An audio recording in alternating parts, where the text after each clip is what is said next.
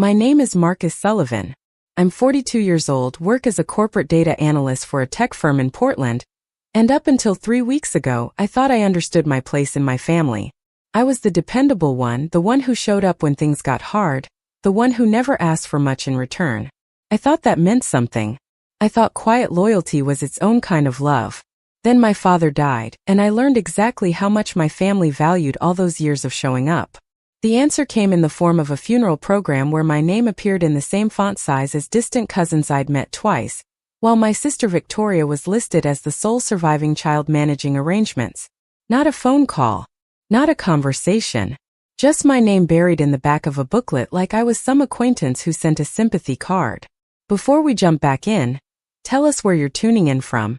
And if this story touches you, make sure you're subscribed because tomorrow, I've saved something extra special for you. I didn't cry when Dad died. That probably sounds cold, but our relationship had always been complicated. He was a self-made man who built Sullivan & Company, real estate development from nothing, turning distressed properties into profitable commercial spaces all over the Pacific Northwest. He was brilliant with numbers, terrible with emotions, and he raised us like we were investments that needed to mature properly. I became the responsible one. Victoria became the charming one. And somehow, in his ledger of life, charm always seemed to appreciate faster than responsibility. The email came on a Tuesday morning, while I was reviewing quarterly reports in my Pearl District loft. My coffee had gone cold, rain was tapping against the floor-to-ceiling windows, and I was deep into a spreadsheet when my phone chimed. The subject line read, Sullivan Family Funeral Arrangements Final Details. I opened it expecting logistics, maybe a request to arrive early or bring something specific. Instead, I got 3 paragraphs of formatted text explaining that seating arrangements had been finalized, immediate family would be positioned in the front left section, and extended family and close friends would occupy the remaining spaces. At the bottom, almost as an afterthought, it noted that the processional order had been confirmed with the funeral director. I read it twice before the absence hit me.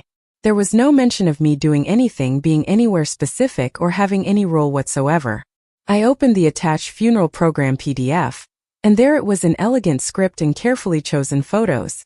Victoria Sullivan, beloved daughter, managing all arrangements. A photo of her and Dad from some charity gala 3 years ago, both of them in formal wear, both smiling like they were posing for a magazine.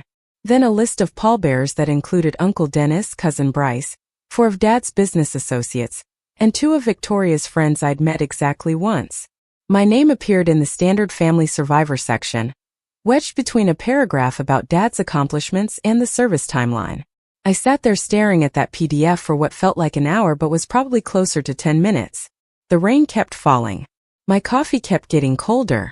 And something inside me that had been bending for decades finally snapped clean. I called my mother, not because I expected her to fix it, but because some part of me still needed to hear her say it wasn't intentional.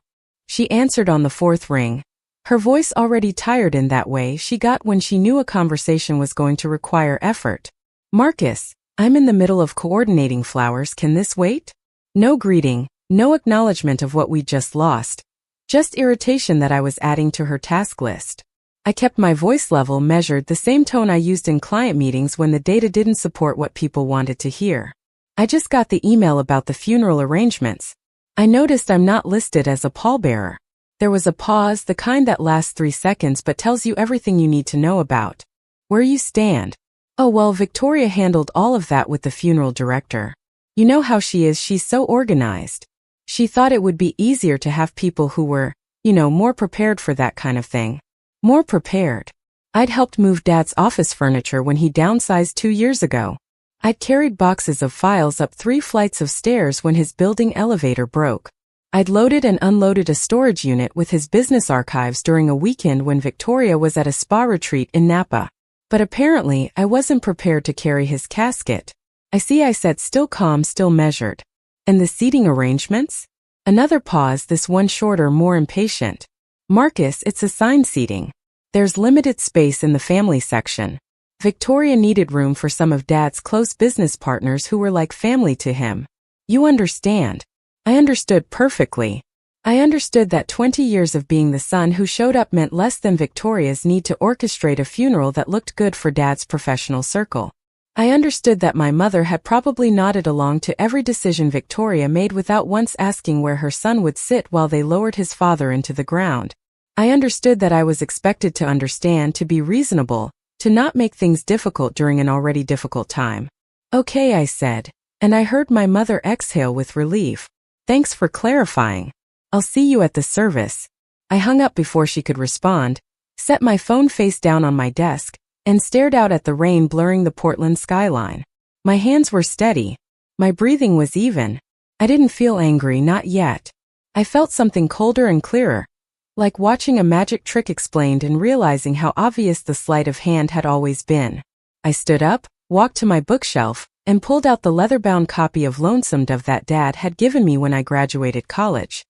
He'd written inside the front cover in his precise handwriting, "For Marcus, who understands that showing up is half the battle.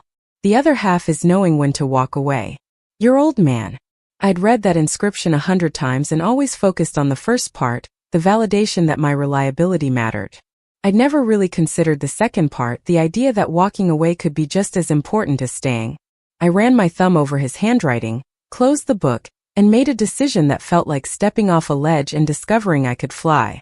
I opened my laptop, pulled up booking sites, and started searching for hotels in Cannon Beach. Not Portland suburbs, not somewhere I might run into family friends, but the coast 90 minutes away, far enough to be unreachable but close enough that I could drive there and still make it look effortless. The Coastal Haven Resort had availability. A suite with an ocean view, a private balcony overlooking Haystack Rock, a fireplace, and a soaking tub that the photos promised was deep enough to disappear into. The rate was more than I'd normally spend, but I was done being the son who made reasonable financial decisions while his sister charged Dad's credit card for weekend trips and designer handbags. I booked 3 nights starting the day before the funeral, added the breakfast package and the spa upgrade, and felt something loosen in my chest with each click of the confirmation process. Then I did something I'd never done before. I opened my email, found the funeral arrangements thread, and hit reply all. My fingers moved quickly before I could second-guess myself. Thank you for sending the details. I won't be able to attend as I have prior commitments that weekend. Please give my regards to everyone. Best, Marcus. I didn't explain. I didn't apologize. I didn't leave room for negotiation or guilt. I just stated a fact and closed the door. Then I packed a bag, threw in the Lonesome Dove book and 3 days' worth of comfortable clothes, and walked out of my apartment feeling lighter than I had in years. The drive to Cannon Beach was quiet. I didn't turn on music or podcasts or anything that would fill the silence. I just drove through the rain and watched the city give way to forest, then forest give way to glimpses of gray ocean through the trees. By the time I pulled up to the resort, the rain had stopped and weak afternoon sunlight was breaking through the clouds in shafts that looked like something out of a painting. The resort was everything the photos promised. Cedar shingles, huge windows, a lobby that smelled like salt air and cedar wood, and staff who greeted me like I was someone important instead of someone running away. My suite was on the 3rd floor corner unit, with windows on 2 walls that framed the ocean like it was a living piece of art. I dropped my bag, walked straight to the balcony, and stood there breathing in air that tasted clean in a way Portland air never did. Below me, the beach stretched empty except for a few people walking dogs and a couple flying a kite that twisted and dove in the wind. I pulled out my phone, snapped a photo of the view with my coffee cup in the foreground, and posted it with a simple caption. Sometimes the best way to honor someone is to finally do what they taught you. Preparing and narrating this story took us a lot of time, so if you are enjoying it, subscribe to our channel, it means a lot to us. Now back to the story. My father always said showing up matters, but so does knowing when to choose yourself. I didn't tag anyone. I didn't mention the funeral. I just let the image and words speak for themselves, then turned off my notifications and went inside to take the longest, hottest shower of my life. That evening I had dinner in the resort restaurant, a table by the window where I could watch the sunset turn the ocean copper and gold. I ordered the halibut, a bottle of wine I couldn't pronounce, and dessert because no one was there to comment on my choices. The waiter treated me like a regular guest, not someone in crisis, and that simple anonymity felt like freedom. I was just Marcus, not Victoria's responsible older brother, Not Patricia's disappointing son. Not the Sullivan kid who never quite lived up to the family name. My phone stayed silent through dinner, which told me the email hadn't landed yet or people were still processing it. I didn't check. I didn't care. I went back to my suite, built a fire in the fireplace even though it wasn't that cold, and sat on the balcony with my father's book in my lap. I didn't read it. I just held it and watched the stars come out over the ocean, feeling something close to peace settle over me. The funeral was happening in 2 days. My family was probably finalizing details, arguing over flower arrangements, debating whether the reception should have an open bar or champagne only. And I was here, breathing salt air and finally understanding what my father meant when he wrote about knowing when to walk away. I woke up the next morning to the sound of waves and realized I'd slept through the night without waking once.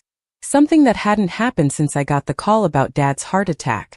The sun was already bright, cutting through the gauze curtains and painting stripes across the hardwood floor. I made coffee in the sweet small kitchen, carried it out to the balcony, and watched people beginning their beach walks, dogs chasing balls into the surf, a couple setting up easels to paint the rock formations that jutted from the sand like ancient monuments. My phone sat on the nightstand where I'd left it, still face down, still silent in the way that meant notifications were piling up behind the screen. I ignored it for another hour, finishing my coffee and then a second cup, letting the morning stretch out in a way mornings never did when I was checking work emails before my feet hit the floor. When I finally picked up the phone, the screen lit up with 37 missed calls and twice that many text messages. I scrolled through the names with detached curiosity, like I was reading a guest list for a party I'd decided not to attend. My mother had called 6 times between 9 and 11 last night. Victoria had called 4 times, then apparently given up and sent a string of texts that started diplomatic and ended furious. Marcus, Mom said, you're not coming to the funeral? Call me, we need to talk about this. Then an hour later, this is ridiculous. You're really going to miss Dad's funeral over hurt feelings? Then finally, at midnight, you're being incredibly selfish and you know it. I hope you can live with this choice. Uncle Dennis had left a voicemail, his voice doing that fake concern thing he always did when he wanted something. Hey Marcus, heard there's some confusion about this weekend. Give me a call, let's figure this out like adults. Aunt Lorraine had sent a text that managed to be condescending and guilt-inducing in equal measure. Your father would be so disappointed to see you acting like this. Family shows up for family, even when it's hard. Cousin Bryce had sent a single message that was clearly meant to sound mature but came across as smug. Dude, whatever's going on between you and Victoria, maybe put it aside for one day? This isn't about you. That last one almost made me laugh. None of it had ever been about me. That was exactly the point. I scrolled further and found 3 messages from Jordan, my friend from work who'd always been good at reading between the lines of my carefully neutral updates about family gatherings. Saw your post. Are you okay? Then I'm guessing the family isn't thrilled. Want me to send pizza to wherever you are? And finally, just that morning, proud of you, man. That took guts. I responded only to Jordan. I'm at the coast. I'm good. Better than good, actually. Thanks for checking in. Then I opened the group text my mother had started with me, Victoria, and Uncle Dennis, read the increasingly frantic messages about how I needed to reconsider and think about what this looked like and consider Mom's feelings, and typed one response. I've made my decision. Please respect it. I won't be responding to further messages about this. I hope the service is everything you've planned. Then I muted the conversation and put my phone in the suite safe, setting a reminder to check it once a day at most. The funeral was scheduled for 2 that afternoon at St. Michael's Cathedral, followed by a reception at Riverside Country Club. I knew the timeline because I'd been copied on enough planning emails before I became persona non grata. At 1:30, I was sitting in the resort spa getting a massage that cost more than my monthly gym membership. At 2, when they were probably reading some generic eulogy that focused more on Dad's business achievements than who he actually was, I was in the sauna breathing eucalyptus steam and feeling my muscles finally release tension I'd been carrying since the hospital called to say he was gone. At 3, when they were lowering the casket and Victoria was probably crying photogenic tears while Mom clutched her arm, I was floating in the infinity pool watching clouds drift past, and feeling nothing but relief that I wasn't there. I didn't post anything. I didn't send updates. I just existed in my own space, making choices based solely on what I wanted to do in each moment. It felt revolutionary in a way that probably seemed pathetic from the outside, but I didn't care. I had dinner that night at a small seafood place in town, the kind with picnic tables and paper plates where the food was incredible, because they weren't trying to impress anyone. I sat alone with a basket of fish and chips and a local beer, watching families and couples and solo travelers like me all just living their lives without the weight of complicated family dynamics pressing down on their shoulders. When I got back to the suite, I finally checked my phone. The safe's reminder chimed at 8, and I retrieved it with the same energy I'd used to check my mailbox, expecting bills and junk flyers. There were more messages, but the tone had shifted. My mother's texts had gone from angry to worried. "Marcus, please just let me know you're safe. I'm trying to understand, but I need to know you're okay." Victoria had stopped texting entirely, which meant she was either too furious to function or had decided I was dead to her. Based on our history, probably the latter. But there were other messages now, ones I hadn't expected. Grandma Ruth, Dad's mother, who lived in a memory care facility and who I visited twice a month when no one else bothered, had somehow gotten someone to help her send a text. "Marcus dear, your mother said you couldn't make it today. I miss seeing you. Your father loved you very much, even if he wasn't good at showing it. Be well, sweetheart." That one hit differently than the others. Grandma Ruth had always seen me clearly, had always made sure I knew I mattered even when the rest of the family forgot I existed. Jordan had sent a link to a news article about the funeral. Dad's death had made the local business section because of Sullivan and Company's prominence in Portland real estate. The article included a photo from the reception, and I zoomed in despite knowing it would irritate me. There was Victoria in elegant black, looking appropriately somber, surrounded by people offering condolences. There was Mom clutching a tissue leaning on Uncle Dennis. There were the pallbearers I'd been deemed unworthy to join, all looking serious and honored to have been chosen. And there in the background, slightly out of focus, was an empty chair at the family table with a place card still on it. I stared at that empty chair for longer than I should have. Part of me wanted to believe it meant something, that someone had insisted on setting a place for me just in case. But I knew better. It was probably meant for one of Dad's business partners who hadn't been able to attend, or maybe it was just an oversight in the final count. Either way, it wasn't a gesture of inclusion. It was just an empty chair in a room full of people who'd made it clear I wasn't necessary. I set the phone down and walked back out to the balcony. The ocean was dark now, just the white foam of waves visible in the moonlight and the distant lights of fishing boats dotting the horizon. The air was cold enough that I could see my breath, but I stayed out there anyway, wrapped in the blanket from the bed, listening to the rhythmic crash of water against sand. Somewhere back in Portland, the reception was probably winding down. Victoria was likely holding court, accepting sympathy and praise for how beautifully she'd organized everything. Mom was probably exhausted, already planning how she'd tell the story of my absence to extended family, spinning it in whatever way made her look least responsible. And I was here, alone but not lonely, absent but not missed, finally understanding that sometimes the most loving thing you can do for yourself is refuse to show up for people who only remember you exist when they need something. I slept better that second night than I had the first. When I woke up, there was a text from an unknown number sent at 7 in the morning. "Mr. Sullivan, this is Harold Finch, the attorney handling your father's estate. I need to speak with you at your earliest convenience regarding the reading of the will, scheduled for tomorrow at 10. Please confirm your attendance or provide a time we can meet privately." I read it 3 times, trying to figure out the angle. Dad's will. I'd assumed everything would go to Victoria, or be split with the bulk going to her because she was the one who'd stayed close, who'd played the role of devoted daughter even if it was mostly performance. I'd expected maybe a token amount, enough to make it look fair without actually being equitable, or maybe nothing at all if Victoria had gotten to him before the end and convinced him I didn't deserve anything. I almost didn't respond. I almost decided that whatever was in that will, I didn't need to sit in a room with my family and watch them divide up Dad's legacy like it was a prize they'd earned. But something in the lawyer's phrasing caught my attention. "Please confirm your attendance or provide a time we can meet privately." Like he expected me to want a separate meeting. Like there was a reason I might not want to be in the room with everyone else. I typed back quickly before I could overthink it. "Mr. Finch, I'm currently out of town. I can be available by phone tomorrow at 10 if that works, or I can return to Portland if my presence is required in person." The response came back within 5 minutes. Your presence is required. The will specifically stipulates that all primary beneficiaries must be present for the reading. I can move the time to accommodate your travel if needed. Primary beneficiaries. Plural. That was interesting. I'd assumed Victoria was the primary beneficiary singular, and I was maybe a footnote.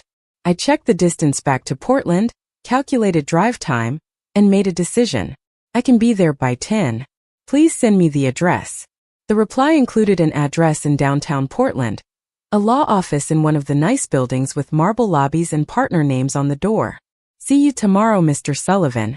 Please arrive 15 minutes early to complete preliminary paperwork. I sat on the edge of the bed, staring at that text exchange and feeling the peaceful bubble of my coastal escape starting to develop cracks. I didn't want to go back. I didn't want to sit in a conference room with my mother's disappointment and Victoria's rage, and whatever other family members had been deemed important enough to attend. But the lawyer's insistence that I be there physically, the phrase primary beneficiaries, the careful formality of it all, it suggested this wasn't just a formality. I called the resort desk and extended my checkout to late morning, then packed slowly, methodically, giving myself time to prepare for whatever was coming. The drive back to Portland felt different than the drive out. The ocean disappeared behind me, replaced by forest and then gradually by the sprawl of suburbs, and finally the familiar skyline of downtown. I'd been gone less than 72 hours, but it felt like I'd aged a year in that time, like I'd stepped out of the current of my life and watched it flow past without me and realized I didn't actually need to step back in. I could just build something new on the banks, something that didn't require constant swimming against a tide that only wanted to pull me under. I arrived at the law office at 9:40, early enough to look professional but not so early that I'd have to make small talk with family members in the waiting room. The lobby was exactly as I'd imagined, all polished stone and tasteful art, and a receptionist who smiled like she was trained to make grieving families feel welcome without being intrusive. Mr. Sullivan, she said when I gave my name. Mr. Finch is expecting you. Please follow me. She led me past the main conference room where I could see my mother and Victoria already seated, both of them turning to look as I walked past. I didn't stop. I didn't make eye contact. I just followed the receptionist to a smaller office where Harold Finch stood waiting. He was older than I expected, maybe late 60s, with silver hair and the kind of steady presence that probably made clients feel like their problems were solvable. Mr. Sullivan, he said, extending a hand, thank you for making the trip back. I know this timing is difficult. I shook his hand and took the seat he indicated, a leather chair across from his desk that was probably worth more than my couch. Before we joined the others, he continued, sitting down and folding his hands on the desk, I want to prepare you for what's about to happen. Your father's will is going to come as a surprise to your family. I waited, not sure what to say to that. Mr. Finch opened a folder, glanced at something inside, then looked back at me with an expression I couldn't quite read. Your father came to me 6 months ago and rewrote his entire estate plan. He was very specific about his wishes and very clear that he expected them to be followed exactly, regardless of any objections. He left you everything, Marcus. The house, the business shares, the investment accounts, all of it. Your mother receives a small trust sufficient to maintain her lifestyle, but the bulk of the estate goes to you. The words landed but didn't quite connect.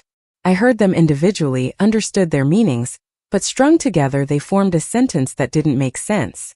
Everything, I repeated. Mr. Finch nodded.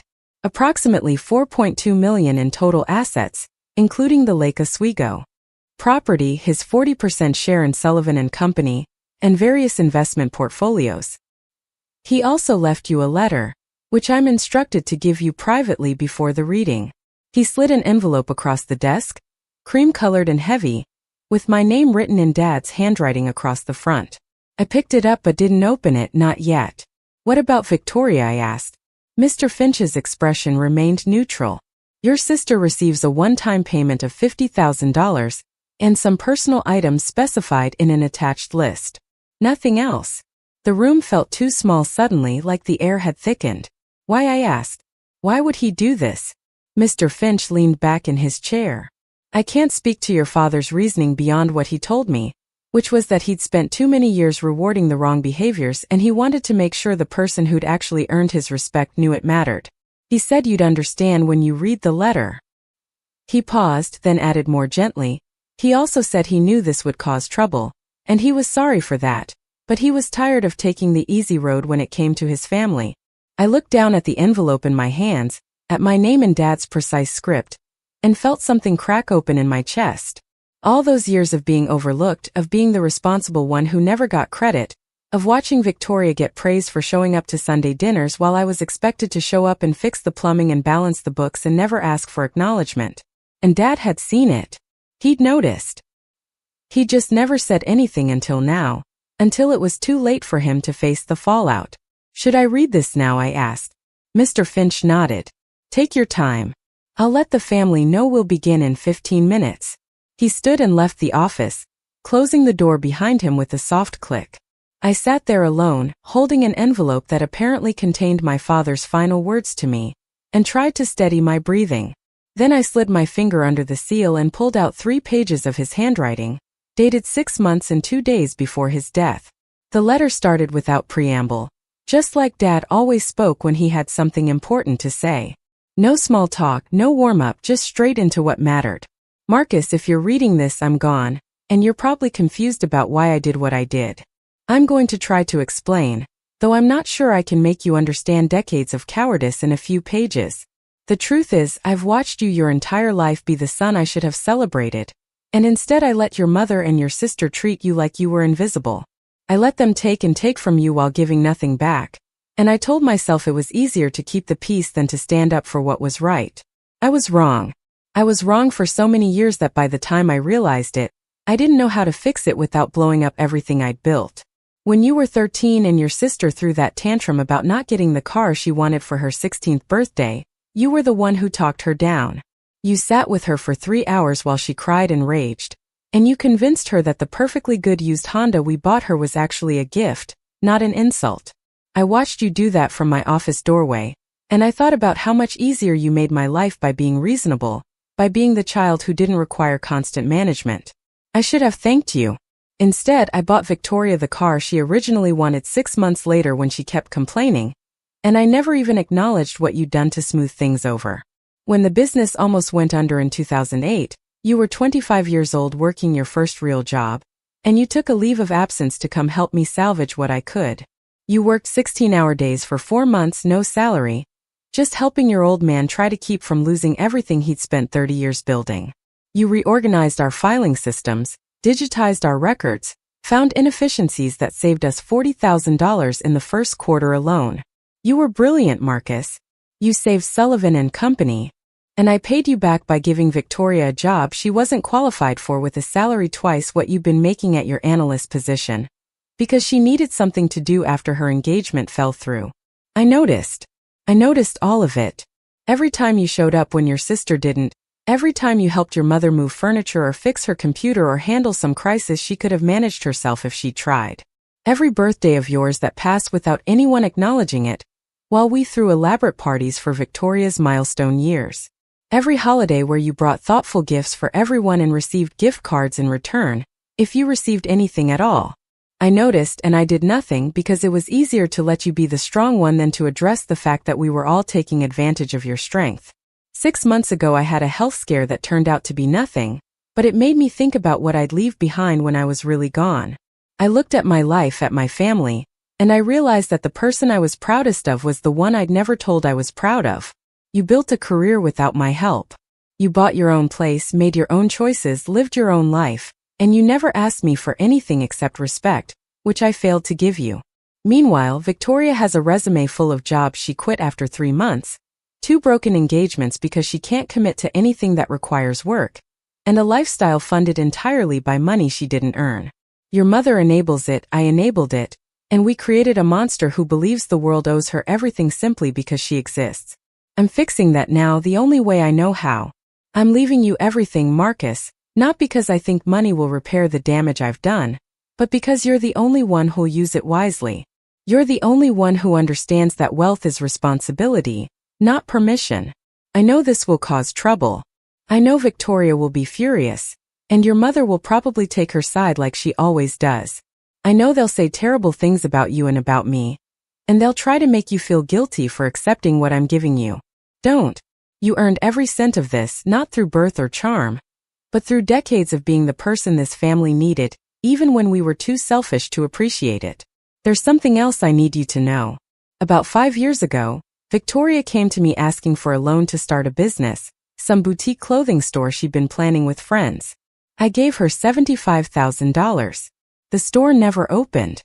She spent the money on other things, furniture for her apartment, a trip to Europe, things she wanted but didn't need.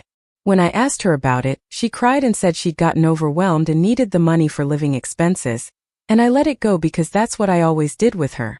Let it go. 2 years after that, she came back asking for $50,000 for another venture, something about becoming a social media consultant. I gave it to her. That business also never materialized. She's been through $150,000 of family money on dreams she abandoned the moment they required actual work. And your mother defended her every time, saying she was finding herself and needed support. Meanwhile, you've never asked me for a dime beyond that salary I should have paid you in 2008 and didn't. The difference between you and your sister isn't talent or opportunity. It's character. She was given everything and squandered it. You were given nothing and built something anyway. I should have said this to your face years ago, but I was always too much of a coward to risk the fights it would cause. So I'm saying it now when I can't face the consequences. I'm proud of you, son. I'm proud of the man you became despite having a father who was too weak to defend you when you needed it. The house in Lake Oswego holds a lot of memories, most of them complicated. I don't know if you'll want to keep it or sell it, and I don't care what you choose. It's yours to do with as you see fit. Same with the business. You know it inside and out from those months you spent saving it, and if you want to take a more active role, you'd be better at it than I ever was. If you want to sell your shares and walk away, that's fine too. This is about giving you options, not obligations. You've had enough obligations placed on you by this family to last 3 lifetimes. Your mother is provided for. She'll have enough from the trust to maintain her lifestyle comfortably, and she has her own retirement accounts beyond what I'm leaving her. She doesn't need more, and frankly, I don't trust her not to give anything extra directly to Victoria the moment she starts crying about how unfair this all is. Victoria gets $50,000, which is more than she deserves given what she's already been given, but I'm not a complete monster. She'll call it insulting. She'll say I betrayed her. She'll probably try to contest the will. The lawyers assure me it's airtight, written when I was of sound mind and body, with multiple witnesses and documentation. Let her try if she wants. It won't change anything. I'm writing this at my desk in the home office, looking out at the garden your grandmother planted 30 years ago, and thinking about legacy. I built a successful company. I accumulated wealth. I raised 2 children. And when I think about what I'm leaving behind that actually matters, it's you. Not the business, not the property, not the investment portfolios. You. The son who showed up, who did the work, who became someone worth knowing despite having a father who was too busy keeping peace to be in your corner. I hope someday you can forgive me for that. I hope you take what I'm giving you and build something that makes you happy, whatever that looks like. You don't owe this family anything, Marcus. Not your time, not your energy, not your forgiveness. If you choose to maintain relationships with your mother or sister after this, do it because you want to, not because blood obligates you. You've spent enough years being obligated. Be free now. Be selfish. Be the person who chooses himself for once. Your old man. I read the letter twice, then a third time, my hands shaking by the end. The paper blurred and I realized I was crying. Not sad tears, but something more complicated. Grief and relief and anger and gratitude all tangled together. He'd known. For years, he'd known exactly what was happening, and he'd done nothing until now, until the only power he had left was deciding who got what after he was gone. It wasn't enough. It didn't fix the lonely birthdays or the family photos I wasn't in or the 1,000 small exclusions that had accumulated into a mountain of resentment. But it was something. It was acknowledgement. It was proof that I hadn't been crazy to feel unseen because I had been unseen, and at least one person had noticed. I folded the letter carefully, slid it back into the envelope, and put it in my jacket pocket. My face felt hot, my eyes probably red, but I didn't care. I stood up, steadied myself with a hand on the desk, and walked to the door. Mr. Finch was waiting in the hallway, and he looked at me with something like sympathy. "Ready?" he asked. I nodded. "As I'll ever be." The conference room felt designed to intimidate, all dark wood and floor-to-ceiling windows overlooking the city, a table that could seat 20 with only 4 chairs occupied. My mother sat at one end, Victoria beside her, Uncle Dennis across from them trying to look solemn but mostly looking curious about why he'd been summoned.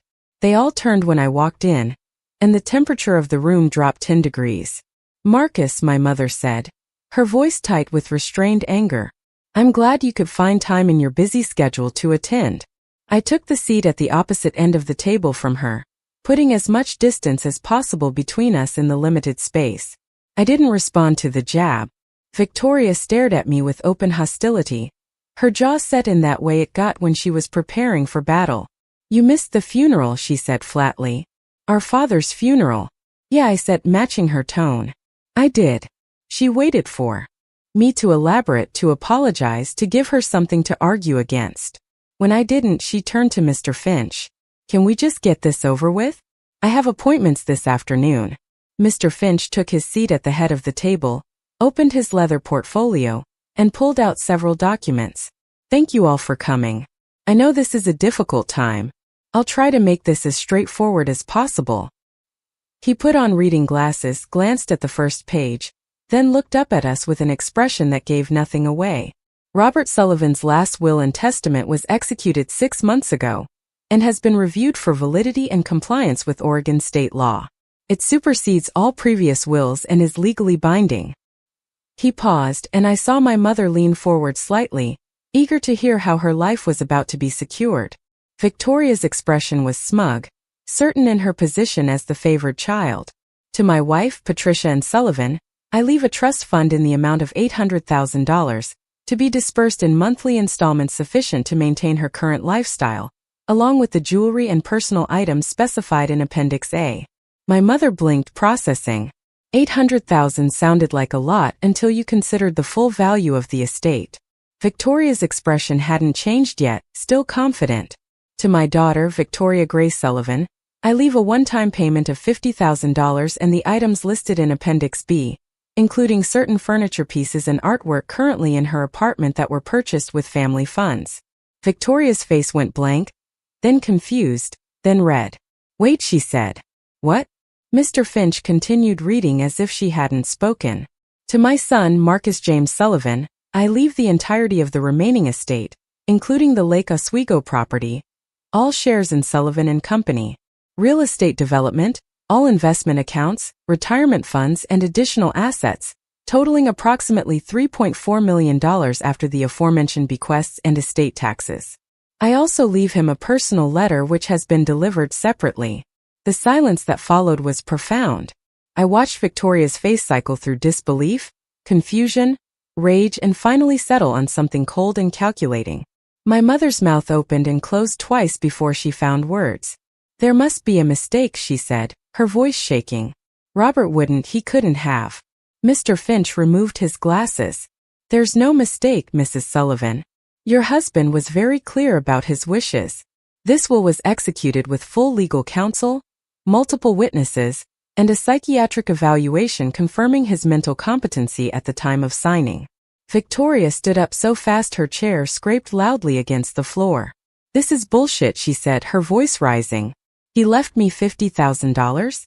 $50,000? After everything I did for him?" Mr. Finch remained calm. "The will is valid and legally binding. If you wish to contest it, that's your right. But I should inform you that your father anticipated that possibility and included a clause stating that any beneficiary who challenges the will forfeits their inheritance entirely." She turned to me, her eyes blazing. "You did this. You got to him somehow, poisoned him against me." I shook my head slowly. "I haven't spoken to Dad about his will ever. This was his choice." "Liar," she spat. "You've always been jealous of me, always resented that he loved me more. And you waited until he was sick and vulnerable and you manipulated him into this." I felt something cold settle over me. The same calm I'd felt when I decided not to attend the funeral.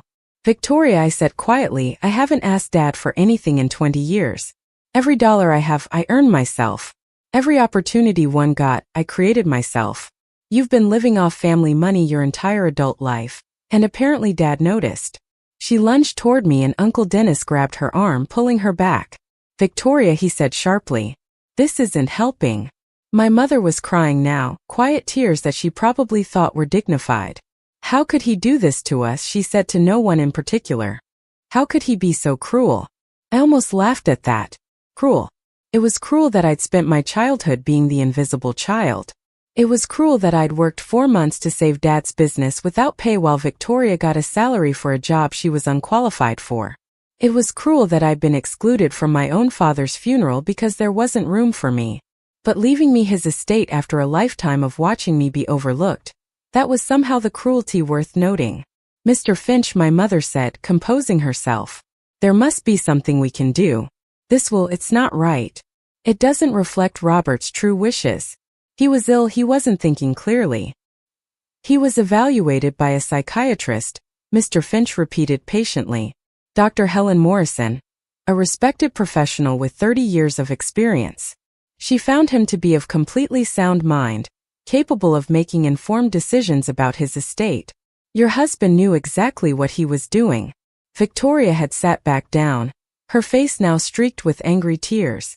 You're really going to take it, she said to me. You're going to take everything and leave us with nothing. You get a trust fund that most people would retire on, I said evenly. And $50,000. That's not nothing. It's insulting, she hissed. It's more than I ever got, I said, and watched her flinch. Every time you needed money for some failed business idea or bailout from your own bad decisions, who do you think covered it? Dad gave you $150,000 over the years for ventures that never happened. I got nothing except expectations and obligations. She stared at me. You don't know what you're talking about. I know exactly what I'm talking about, I said. Dad told me in his letter. Every dollar, every lie about where the money went. He knew Victoria. He knew everything, and he made his choice based on that knowledge. My mother's tears had stopped, replaced by something harder. She looked at me with an expression I'd never seen before, like she was seeing me clearly for the first time and didn't like what she found.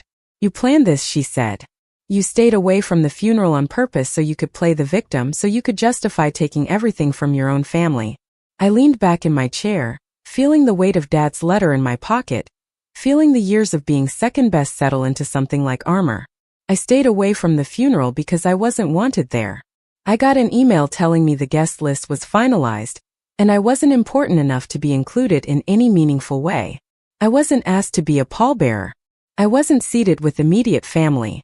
I was treated like a distant relative who might show up out of obligation, so I chose not to show up at all. That's not true, my mother said, but her voice wavered. Victoria handled the arrangements and she was under tremendous stress. There were space limitations. I pulled out my phone, opened my email and turned the screen toward her. Here's the email. You can read it yourself. She didn't look. Victoria shifted uncomfortably in her seat, and I knew she remembered exactly what she'd written, how casually she'd erased me from our father's final goodbye. Mr. Finch cleared his throat. If there's nothing else to discuss regarding the will itself, I have papers for Marcus to sign. There are also some items regarding the transfer of property titles and business shares that we'll need to handle in the coming weeks. He slid a stack of documents across the table to me along with a pen.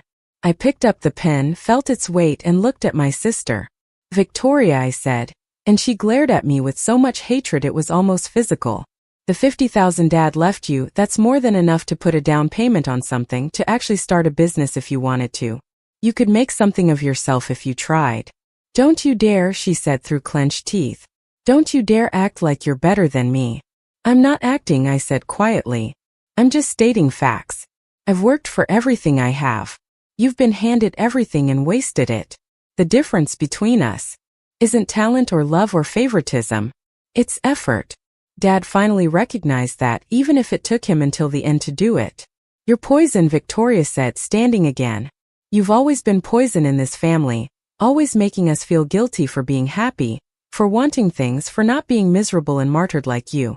I signed the first document, then the second, my hand steady. If being happy means taking without giving, then yeah, I guess I never figured out how to do that. Mr. Finch witnessed each signature, his expression professionally neutral. My mother watched me sign away her expectations, watched her vision of how Dad's death would secure their futures dissolve with each stroke of the pen. When you were little, she said suddenly, you were such an easy child. You never cried, never demanded attention. I thought that meant you were content. I didn't realize I was teaching you that your needs didn't matter. Her voice cracked on the last word, and for a moment I saw something like genuine regret cross her face. I looked up at her, pen poised over the next signature line. You're right, I said. I learned that my needs didn't matter. I learned to be small and quiet and helpful, and I learned that no matter what I did, it would never be enough to earn the same consideration Victoria got for just existing. You taught me that, and Dad reinforced it, and I've spent my entire adult life trying to unlearn it. This, I gestured at the papers in front of me, is part of that unlearning. So this is revenge, Uncle Dennis said, speaking for the first time since the reading began. You're taking everything because you're angry. I shook my head. This isn't revenge. Revenge would require me to care enough about hurting them to make that my goal. This is acceptance. Dad made a choice about who he trusted with his legacy, and I'm accepting that choice. What they feel about it isn't my responsibility to manage. Victoria laughed, a sharp, bitter sound. You sound like a self-help book. Next you'll be telling us about boundaries and self-care and all that therapy nonsense. Actually, I said, signing another page, boundaries are exactly what this is about. For 30 years I had no boundaries with this family. You took and I gave, and I told myself that's what family meant. But Dad's letter made something clear. He saw what was happening, and even though he didn't stop it while he was alive, he tried to make it right the only way he had left. I'm honoring that. By stealing our inheritance, Victoria said. By accepting what was given to me, I corrected. There's a difference. Mr. Finch collected the signed documents, organized them into a folder, and stood. I'll file these with the court tomorrow. Marcus, I'll be in touch about the property transfer and business documentation. Ladies, gentlemen, if you wish to collect the personal items specified in the will, we can arrange access to the estate next week. My mother stood slowly, like she'd aged a decade in the last hour. I don't know who you are anymore, she said to me. Maybe you never did, I replied. And that's on both of us, but mostly on you for never bothering to look. She flinched like I'd slapped her, and I felt a small dark satisfaction at finally saying what I'd bitten back for years. Victoria grabbed her purse, moved toward the door, then turned back. You'll regret this. When you're alone in that big house with all that money and no family, you'll understand what you gave up. I stood, buttoned my jacket, and met her eyes. I've been alone my whole life, Victoria. I've just been alone in rooms full of people who were supposed to love me. At least now I'm alone by choice. She left without another word, heels clicking sharply against the marble floor. Uncle Dennis followed, shaking his head like I'd disappointed him, which was rich coming from a man who'd only ever called when he wanted free consulting on his own failed business ventures. My mother lingered at the door, one hand on the frame. Your father loved you, she said quietly. He just didn't know how to show it. I know, I said. He told me in his letter. And that's something, but it doesn't erase the years he stood by and watched you both treat me like I was disposable. She opened her mouth to argue, closed it again, and then she was gone too, leaving me alone in the conference room with Mr. Finch, and the scent of expensive leather and old grudges finally aired. Mr. Finch packed his briefcase methodically. That was difficult, he said. I'm sorry you had to endure it. It needed to happen, I said. Better to rip it off fast than slowly peel it back over months. He nodded, handed me a business card with his direct number. Call me anytime if you have questions or if they attempt to contact you through legal channels. I'll handle any challenges to the will. I took the card, shook his hand. Thank you for respecting Dad's wishes. He was a complicated man, Mr. Finch said. But he was clear about this. He wanted you to have choices he felt you'd never been given. I hope you use them well. I left the building and stepped into Portland afternoon sun that felt too bright after the dim conference room. My phone buzzed immediately, probably family members who'd already been called by my mother or Victoria, already preparing their attacks or their pleas. I silenced it without looking, walked to my car, and sat in the driver's seat staring at the steering wheel. $4.2 million. The Lake Oswego house. 40% of Sullivan and Company. My father's entire legacy, handed to me with a letter that explained decades of cowardice and a final act of courage. I should have felt triumphant. Instead, I felt exhausted, like I'd been carrying a weight so long I'd forgotten it was there. And now that it was gone, I didn't know how to stand upright without compensating for its absence. I pulled out Dad's letter, read it one more time in the privacy of my car, and let myself cry properly, not the restrained tears from the law office but the deep ugly sobs of a child who'd finally been told he mattered. When I was done, when my eyes were swollen and my chest ached, I started the car and drove. Not home to my apartment, not to the Lake Oswego house that was now technically mine, but back toward the coast. I needed space to think, distance to process, and I needed to not be in Portland where every street corner held memories of family dinners where I was an afterthought and holidays where I was the help. I called Jordan from the road, put him on speaker. "Hey man," he said. "How'd it go?" "I inherited everything," I said. "The whole estate." There was a pause. "Holy shit." "Yeah. My family's furious. My sister tried to attack me in the lawyer's office. My mother thinks I manipulated Dad somehow. And I just got in my car and left." "Good," Jordan said firmly. "That's exactly what you should do. They'll come around or they won't, but either way you need space before you make any decisions." "Where are you going?" "Back to Cannon Beach," I said. "I still have the suite for another night. After that, I don't know. I might stay on the coast for a while. Might travel. Might sell everything and start completely over somewhere new." The possibilities kept expanding in my head, terrifying and exhilarating. "You could do anything," Jordan said. "That's got to be wild." "It is," I admitted. "I don't know what to do with this much freedom." "Start small," he suggested. "Figure out what you want for dinner tonight. Then figure out what you want for breakfast tomorrow. Build from there." I laughed, surprising myself. "That's probably the sanest advice I've heard all day. I'll call you later. Take care of yourself, Marcus. You deserve this, whatever they say." I hung up and drove, the highway unspooling in front of me, the ocean eventually appearing in glimpses between hills. By the time I reached Cannon Beach, the sun was starting its descent toward the horizon, painting everything gold and orange.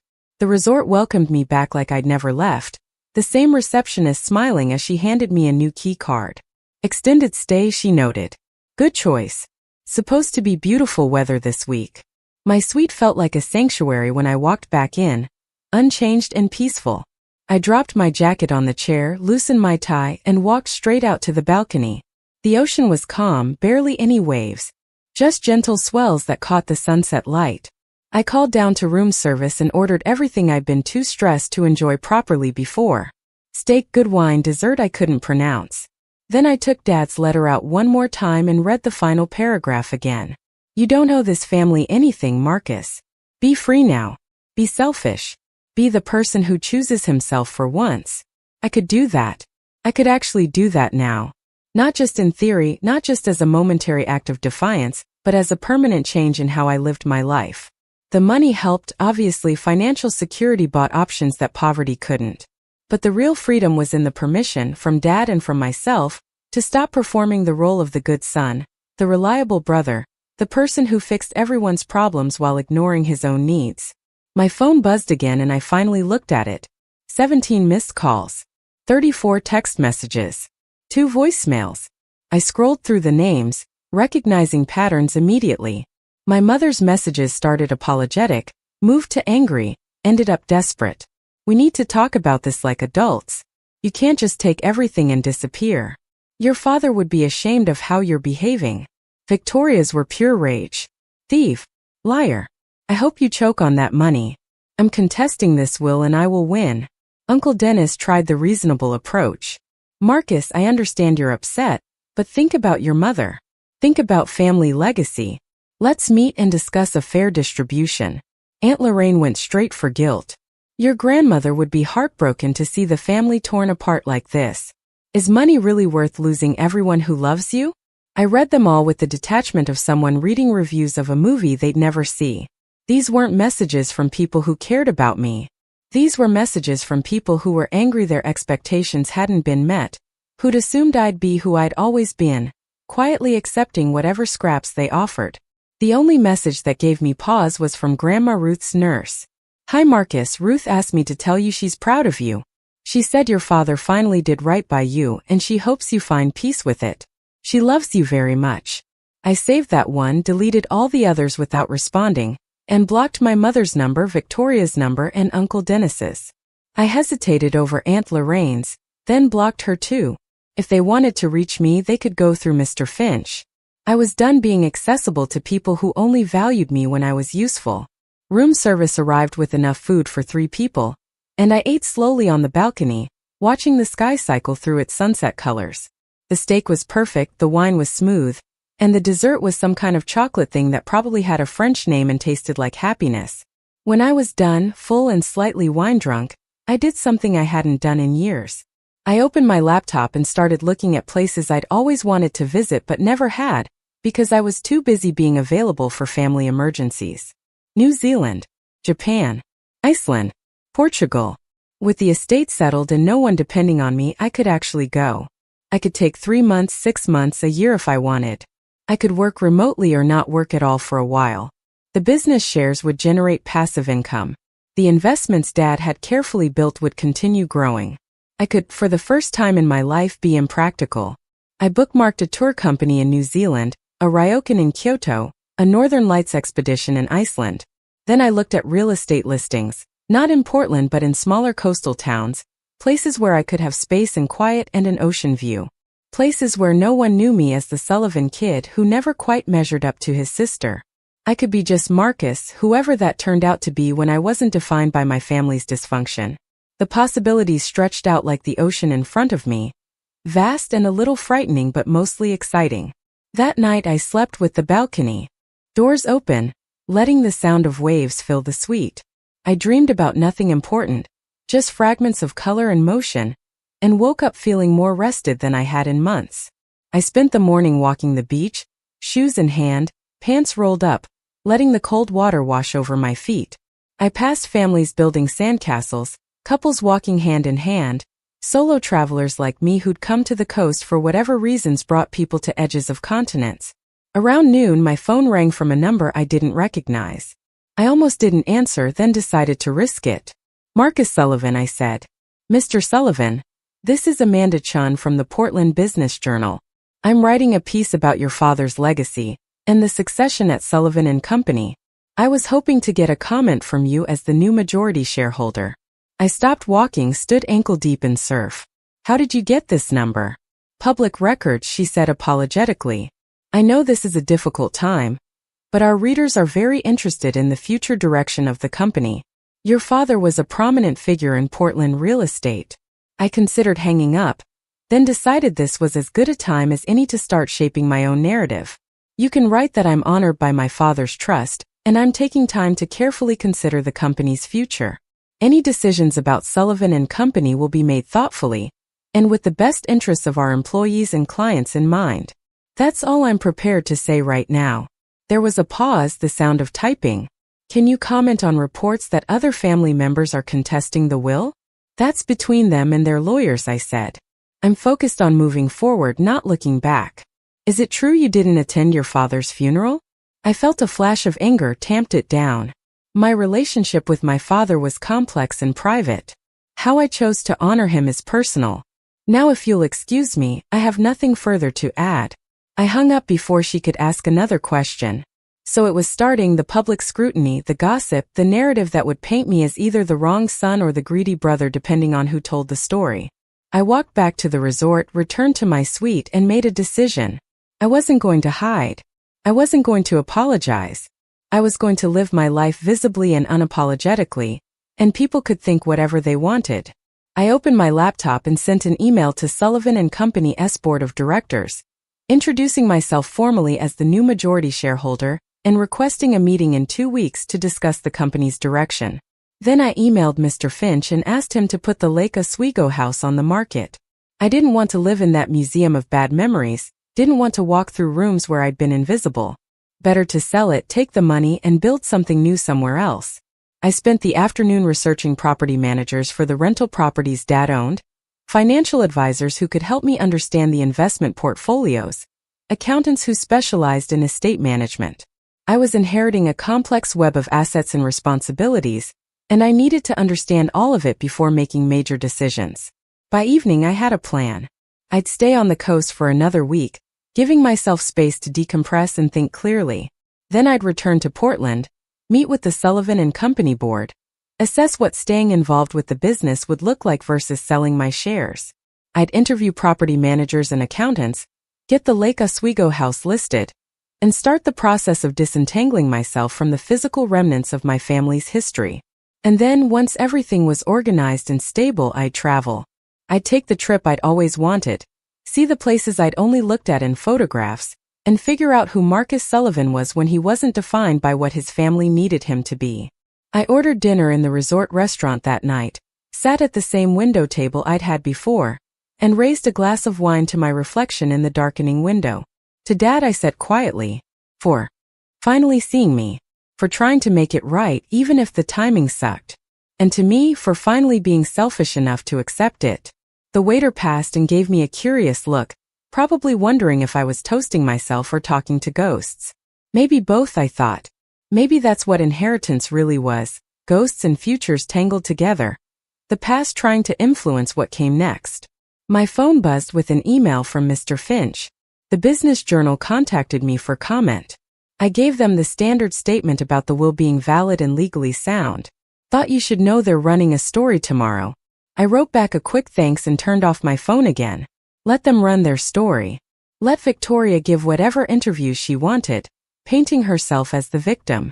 The truth was in legal documents and bank accounts, and a letter written by a dying man who finally found the courage to be honest. Everything else was just noise. The next morning I checked out of the resort and drove back to Portland, but this time I didn't feel like I was returning to a place that held power over me. I was returning on my terms with my own resources to handle my own business. I stopped at my apartment first, collected mail and watered plants that had somehow survived my absence, then drove to Lake Oswego to see the house that was now mine to sell. It looked the same as always, impressive and cold, the kind of house that appeared in real estate magazines but never felt like a home. I let myself in with the key Mr. Finch had given me, walked through rooms full of expensive furniture and family photos that told a carefully curated story of Sullivan family happiness. There was the photo from Victoria's college graduation, all of us smiling like we were proud. There was the one from some Christmas years ago, matching sweaters and fake snow. There was Dad in his office looking important and successful. But there were no photos of me alone, no celebration of my achievements, no visual evidence that I'd ever been more than an extra in their family narrative. I pulled out my phone and called a real estate agent I'd researched. This is Marcus Sullivan. I have a property in Lake Oswego I'd like to list as soon as possible. She knew the address, knew the value, and agreed to meet me there the next day to discuss staging and pricing. Then I called a donation company and arranged for them to remove all the furniture and personal items I didn't want. Victoria could have her specified pieces. Mom could have her jewelry and whatever else the will promised. Everything else was going to people who actually needed it. I spent an hour walking through the house, remembering and releasing, letting each room tell me its story one last time before I closed that chapter. The kitchen where I'd cooked family dinners no one thanked me for. The living room where I'd sat through holidays feeling invisible. Dad's office where he'd built his empire while somehow never seeing his son. I felt nothing but relief at the thought of someone else living here. Some family who might actually be happy within these walls. By the time I left, locking the door behind me, I felt lighter, like I'd set down a burden I'd been carrying so long I'd forgotten it wasn't part of my body. The meeting with Sullivan and Company's board went better than expected. They were nervous about transition, worried about stability, but I came prepared with research and questions that showed I understood the business. I made it clear I wasn't there to disrupt or destroy what Dad had built, but I also wasn't going to be a silent partner who rubber-stamped decisions. If I kept my shares, I'd be involved meaningfully. If I decided to sell, I'd make sure it was to someone who would honor the company's legacy and protect its employees. They respected that, or at least they acted like they did. Over the next 2 weeks, I organized my inheritance with the same methodical attention I'd given to every project in my career. I hired a financial advisor who specialized in sudden wealth, an accountant who understood complex estates, and a property manager who could handle Dad's rental portfolio. I met with Mr. Finch 3 more times, signing papers and reviewing trusts and making sure every detail was documented and legal. And through it all, my phone stayed silent of family contact, which told me they'd either accepted reality or were regrouping for another assault. The house sold in 4 days for $50,000 over asking. Apparently, Lake Oswego estates didn't stay on the market long, especially ones in move-in condition with established gardens and good school districts. I took the check from closing, deposited it with everything else, and watched my bank account display numbers I'd never imagined having. It should have felt surreal, and it did, but it also felt earned in a way that had nothing to do with money and everything to do with finally being valued for who I'd always been. 3 weeks after the will reading, I booked a flight to New Zealand. 3 months, maybe 6, maybe longer. I arranged for my apartment to be sublet, my mail to be forwarded to Mr. Finch's office, my life to be paused while I figured out what came next. The night before I left, I visited Grandma Ruth at her memory care facility. She was having a good day, recognized me immediately, and held my hand while I told her about Dad's letter and the inheritance and my plans to travel. He always loved you, she said, her voice soft with age. He just didn't know how to show it past all his own damage. His father was hard on him, you know. Taught him that love was performance, that nothing was ever good enough. He passed that to Victoria, always pushing her to be perfect, and he passed something different to you, always assuming you were fine because you didn't demand attention. Neither was right. I know, I said. But he tried to fix it at the end. That counts for something. She patted my hand. You take that money and that freedom and you build a life that makes you happy, sweetheart. Don't spend 1 minute feeling guilty. The best revenge on a painful past is a joyful future. I kissed her forehead, promised to send postcards, and left before I could cry in front of her. She was the only one who'd always seen me clearly, the only one who'd never asked me to be smaller or quieter or more convenient, the only one whose blessing I actually needed. The morning I left for the airport, my phone buzzed one last time with a message from an unknown number.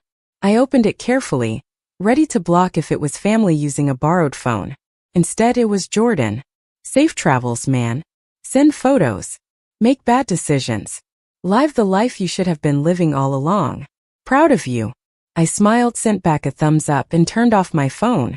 Then I drove to the airport, checked my bag, and walked through security toward a gate that would take me somewhere I'd never been. To a future I got to choose, finally free of the weight of being the son who was never quite enough. The flight to Auckland was 14 hours of suspended reality, time measured in meals I didn't want and movies I couldn't focus on. I had a window seat in business class, another luxury I'd never allowed myself before, and I spent most of those hours staring at clouds and ocean far below, thinking about nothing and everything. Somewhere over the Pacific, it hit me that I was actually doing this, actually leaving behind everything familiar to chase something I couldn't even name yet. Freedom, maybe. Or just the possibility of becoming someone other than the Marcus Sullivan who'd spent 4 decades being invisible. We landed in the early morning, and New Zealand greeted me with air that smelled clean and unfamiliar, a sky so blue it hurt to look at, and the pleasant disorientation of being somewhere entirely new. I collected my bag, cleared customs, and took a shuttle to the hotel I'd booked in the city center. The receptionist was cheerful in that way people are when they love where they live, asking if this was my first time in New Zealand, telling me about restaurants I should try and day trips I shouldn't miss. I nodded and smiled and felt the last threads connecting me to Portland start to dissolve. My room overlooked the harbor, boats bobbing in water that reflected the morning light like shattered glass. I unpacked slowly, hanging clothes in the closet and arranging toiletries in the bathroom, small acts of settling that made this temporary space feel almost like mine. Then I sat on the bed, jet-lagged and buzzing with exhaustion and adrenaline, and checked my phone. I turned it back on during the layover in Los Angeles, long enough to send Jordan a quick message that I'd made it safely, then turned it off again. Now I scrolled through the notifications that had accumulated during my digital silence. Mr. Finch had sent an email confirming that the Lake Oswego house closing had been finalized and the funds transferred to my account. He also noted that Victoria had officially filed to contest the will, exactly as predicted, and that he'd already submitted the response paperwork that would likely get her challenge dismissed. Please don't worry about this, he wrote. It's a Hail Mary attempt with no legal merit. Enjoy your travels. I'll handle everything here. There were 3 more messages from my mother, each one a different flavor of manipulation. The first was anger disguised as concern. I don't know where you've gone, but this is childish. We're your family and we deserve to discuss this face to face. The second was pure guilt. Your grandmother is asking for you. She doesn't understand why you've disappeared. She thinks something happened to you. And the third was almost philosophical. I've been thinking about when you were little how self-sufficient you always were. I wonder now if that was nature or if we made you that way by not paying enough attention. Either way, I'm sorry. Call me when you're ready. That last one was probably meant to be touching, maybe even represented genuine reflection on her part, but all I felt reading it was tired. Sorry didn't fix decades of preferential treatment. Sorry didn't give me back birthdays no one remembered or achievements no one celebrated. Sorry was just a word people used when they realized the consequences of their actions were finally affecting them. I didn't respond. I didn't block her like I had the others, but I didn't engage either. I just let the message sit there, read and unanswered, and moved on to planning my first day in a country where no one knew my family history. I spent that first week in Auckland wandering like a ghost, jet-lagged and unmoored, learning the rhythm of a place that operated on different assumptions than anywhere I'd lived before. People here seemed friendlier, more willing to strike up conversations with strangers, less rushed despite living in the country's largest city. I hiked up volcanic cones that offered 360-degree views of harbors and islands. I took a ferry to Waiheek and spent an afternoon tasting wine at vineyards where the staff treated me like a regular instead of a tourist. I ate fish and chips on the beach and walked along black sand shores that felt like another planet. And slowly, in small increments I barely noticed, I started to relax. My shoulders dropped from where they'd been permanently tensed near my ears. My jaw unclenched. I slept through nights without waking at 3 in the morning replaying family arguments or composing responses to accusations I'd never send. I stopped checking my phone compulsively, waiting for the next crisis or demand. I just existed in my body in this place, without the constant background noise of obligation and resentment that had been the soundtrack of my life for so long I'd stopped hearing it. After a week in Auckland, I rented a car and drove south, following the coast through small towns with Maori names I practiced pronouncing. I stayed in bed and breakfasts run by couples who'd retired early to live by the ocean, in hostels full of backpackers half my age who didn't care that I was older and alone, in one surprisingly luxurious lodge where I was the only guest and the owner cooked me a 4-course dinner we ate together while discussing local conservation efforts. Each place I stayed added another layer of distance between me and the life I'd left behind. In Rotorua, I soaked in thermal pools that smelled like sulfur and were supposed to have healing properties. In Taupo, I stood at the edge of a massive lake formed in a volcanic crater and felt appropriately small against the scale of geological time. In Wellington, I spent 3 days in museums and cafes, watching government workers on lunch breaks and students sprawled on grass and buskers playing instruments I couldn't name. I was anonymous in the best possible way, just another traveler passing through. No family legacy or inheritance drama or complicated history following me around. One evening in Wellington, I sat in a bar that overlooked the harbor and started talking to the bartender, a woman named Kate who had that particular brand of friendliness that comes from hearing hundreds of people's stories without judgment. She asked where I was from, what brought me to New Zealand, the usual traveler small talk. I gave her the sanitized version at first, just said I was taking some time off work to travel, but something about the atmosphere, the wine, the distance from everything familiar made me tell her more. I came into some money recently, I said. An inheritance. And I decided to use it to figure out who I am when I'm not trying to be who my family needed me to be. She nodded like that made perfect sense. That's a good reason to travel. Gets you outside your own head, shows you there are other ways to live. Did you figure it out yet? Who you are? I laughed. Not yet. But I think I'm starting to figure out who I'm not, which feels like progress. She poured me another glass of wine, waved away my attempt to pay. This one's on the house for honesty. Most people who come through here are either running away from something or running toward something, and they usually won't admit which. You seem like you're doing both. I raised my glass to her. That's probably the most accurate thing anyone said about me in months. From Wellington I took the ferry across to the South Island, standing on the deck as we cut through the Marlborough Sounds, watching dolphins race the boat and seabirds wheel overhead. The South Island felt wilder, less populated, the mountains more dramatic and the distances more vast. I drove through Marlborough wine country, stopped at cellar doors where winemakers poured tastings and told stories about vintages and soil composition with the passion of people doing exactly what they loved. I bought bottles I'd never be able to replace, wines that would only ever exist in this moment, this place, this version of my life. In Queenstown, I did things I would never have done 6 months ago. I went bungee jumping off a bridge over a turquoise river, feeling my stomach drop and my voice rip out of me in a scream that was equal parts terror and exhilaration. I took a helicopter to a glacier and walked across ancient ice that creaked and groaned under my feet. I went paragliding, launching off a mountain and soaring over a lake so blue it didn't look real. The instructor behind me asking if I was okay and me laughing because I was better than okay. I was alive in a way I'd never let myself be before. Each adventure felt like shedding another layer of the person I'd been forced to become. The responsible one who never took risks. The reliable one who always had a backup plan. The boring one who saved money instead of spending it on experiences.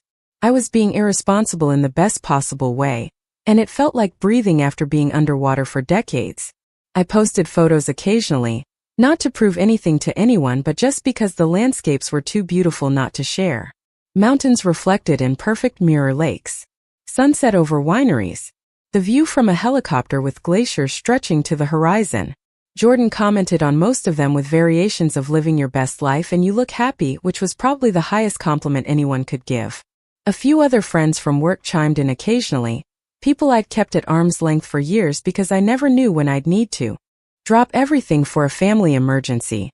They seemed genuinely glad to see me doing well, and I felt a pang of regret for all the friendships I'd never fully developed because I was too busy being available to people who didn't appreciate it. One morning in Wanaka, sitting in a cafe with a flat white and a view of mountains, my phone rang with a Portland number I didn't recognize. I almost didn't answer, then decided I was far enough away geographically and emotionally that whatever it was couldn't touch me. "This is Marcus," I said. "Mr. Sullivan, it's Amanda Chan from the Business Journal again. I wanted to follow up on a few things for the article I'm writing." I took a sip of coffee, watched a family of ducks waddle past the cafe window. "I told you before I had nothing to add." "I know, and I respect that, but your sister gave an interview yesterday and made some serious allegations. I thought you might want to respond." My stomach tightened but I kept my voice level. "What kind of allegations?" "She claims you manipulated your father while he was ill, that you isolated him from family and convinced him to change his will under duress. She's produced witnesses who say you were at his house frequently in his final months, and that you prevented her from visiting during that time." I almost laughed. I hadn't been to the Lake Oswego house more than 3 times in the year before Dad died, and 2 of those were for holiday dinners where Victoria held court while I helped in the kitchen. The idea that I'd been there frequently enough to manipulate anyone was absurd. "None of that is true," I said calmly. "I saw my father the same amount I always did, which is to say rarely. I didn't prevent anyone from visiting him. I didn't even know his health was deteriorating until the week before he died because no one told me. You can verify all of this through hospital records and his home care staff. I wasn't involved in any of his end-of-life care or decisions. Can you provide contact information for those witnesses?" Amanda asked, and I could hear her typing. "Talk to Harold Finch, his estate attorney. He has all the documentation you need, including medical records proving Dad was competent when he changed his will and statements from the staff about who was actually visiting and when. I'm not going to engage in a he said she said with my sister through the media. The facts speak for themselves." There was a pause. "For what it's worth," she said, "off the record, her story has some holes. The timeline she's giving doesn't match what other people are saying. I'm trying to be fair here." "I appreciate that," I said. "But I'm not going to defend myself against accusations that are demonstrably false. Print what you want.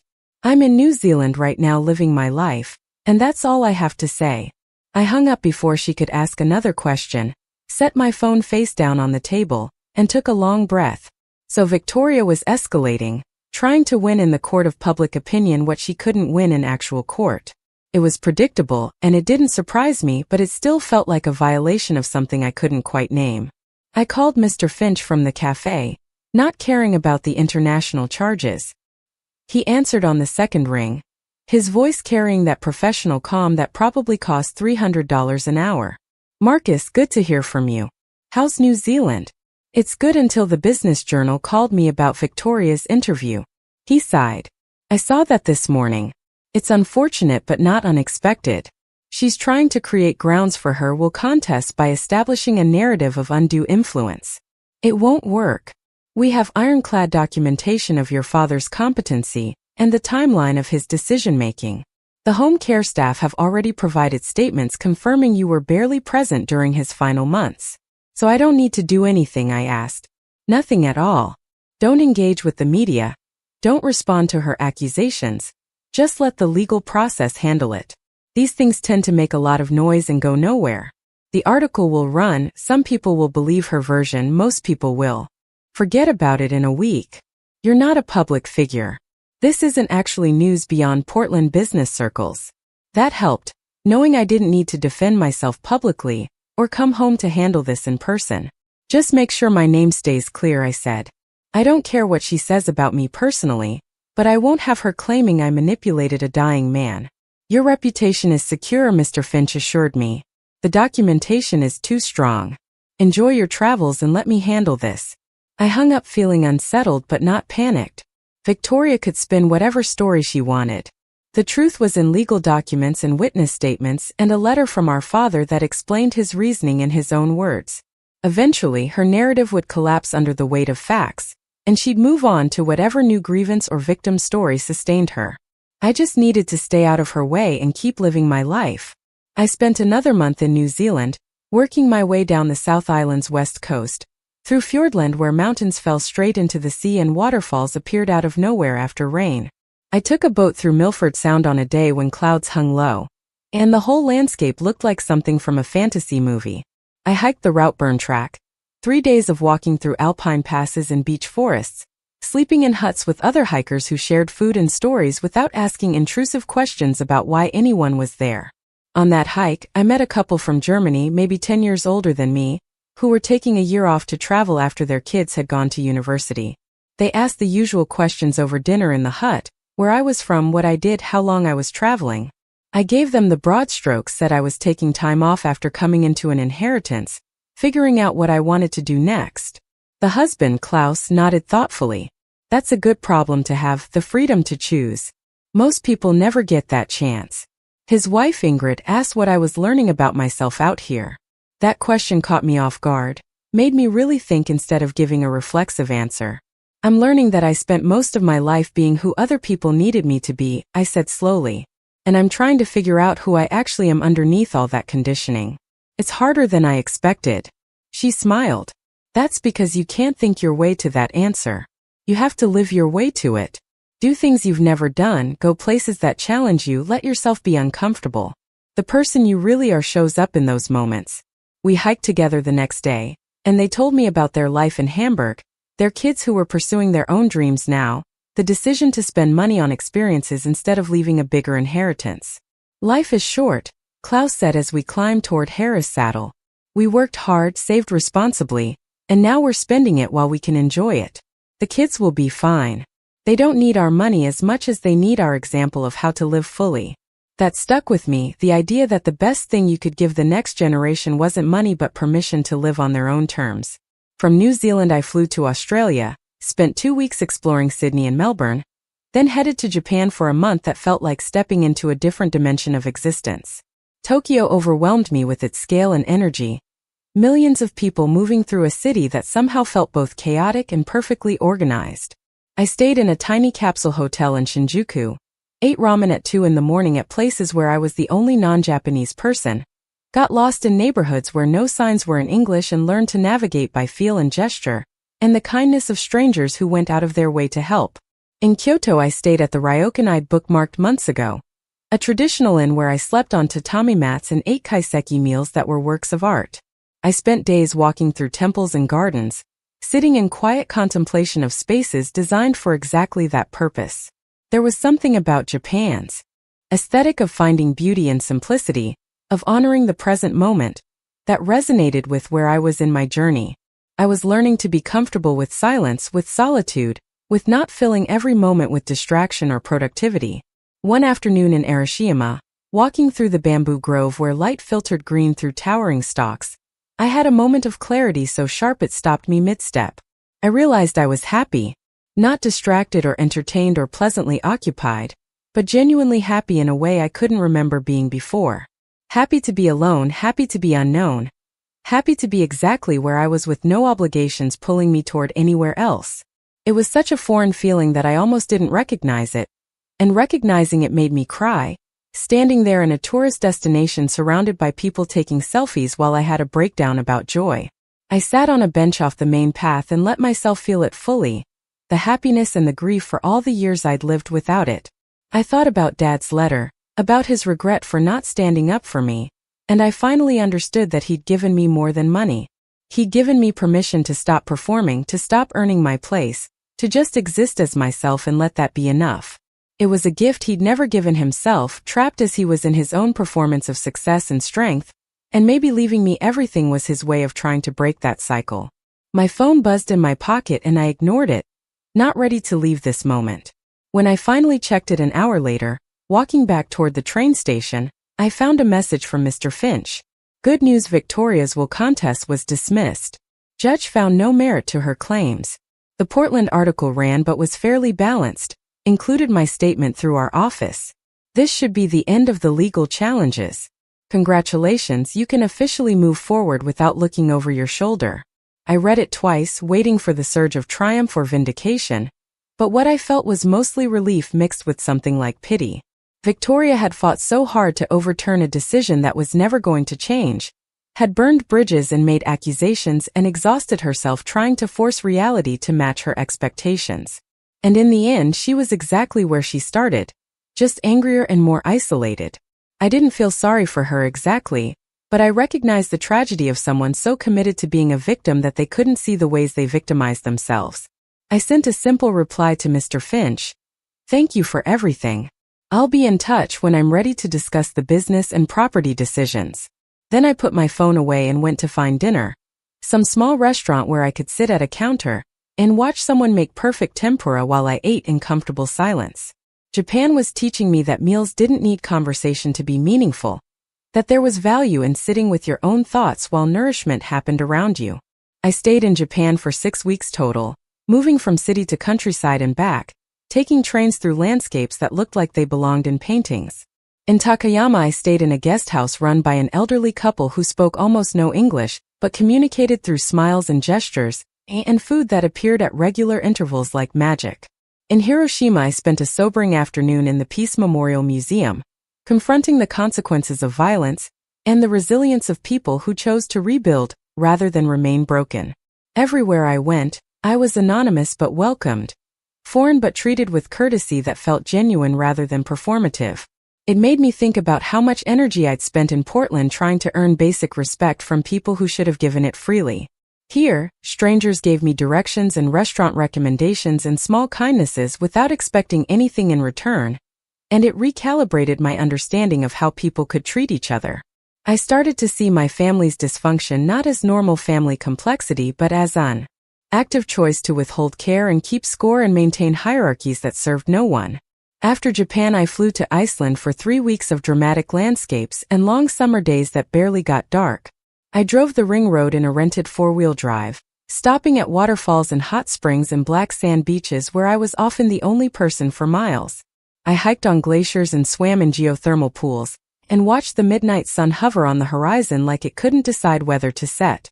The scale of everything in Iceland, the raw power of geology still actively shaping the land, made my inheritance drama feel appropriately small. One night I stayed in a remote farmhouse that had been converted to a guest house, miles from the nearest town, surrounded by nothing but lava fields and distant mountains.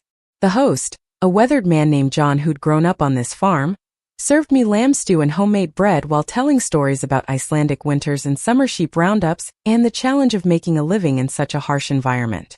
"Why do you stay?" I asked him. "Wouldn't it be easier somewhere else?" He looked at me like I'd asked why he breathed. "This is home," he said simply. "Easy isn't the point. The point is living in a place that matters to you, doing work that means something. I make enough to live, I have my land and my sheep, I meet interesting people like you. What else do I need?"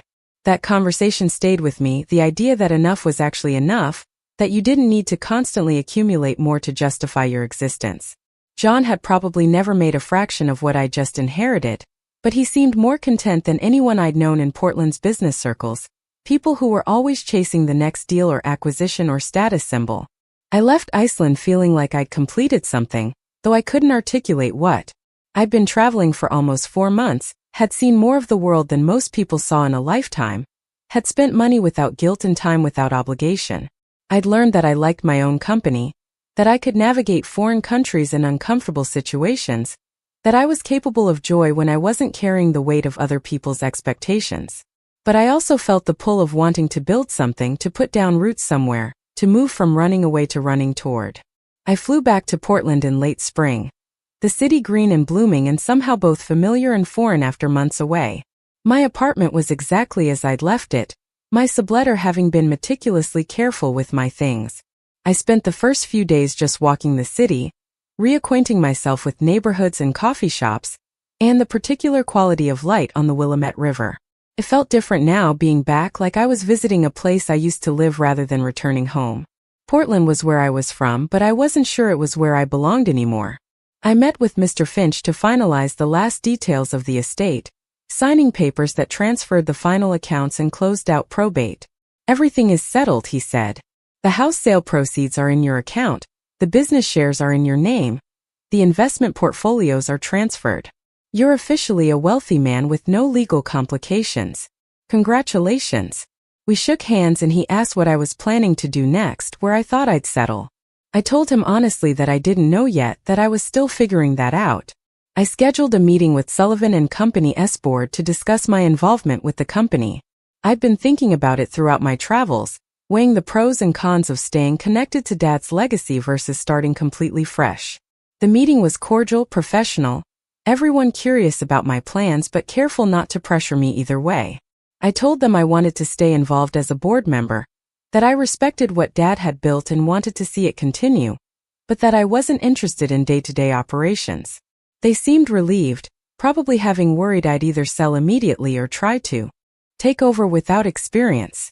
One of the other board members, a woman named Patricia who'd worked with Dad for 20 years, stayed after the meeting ended.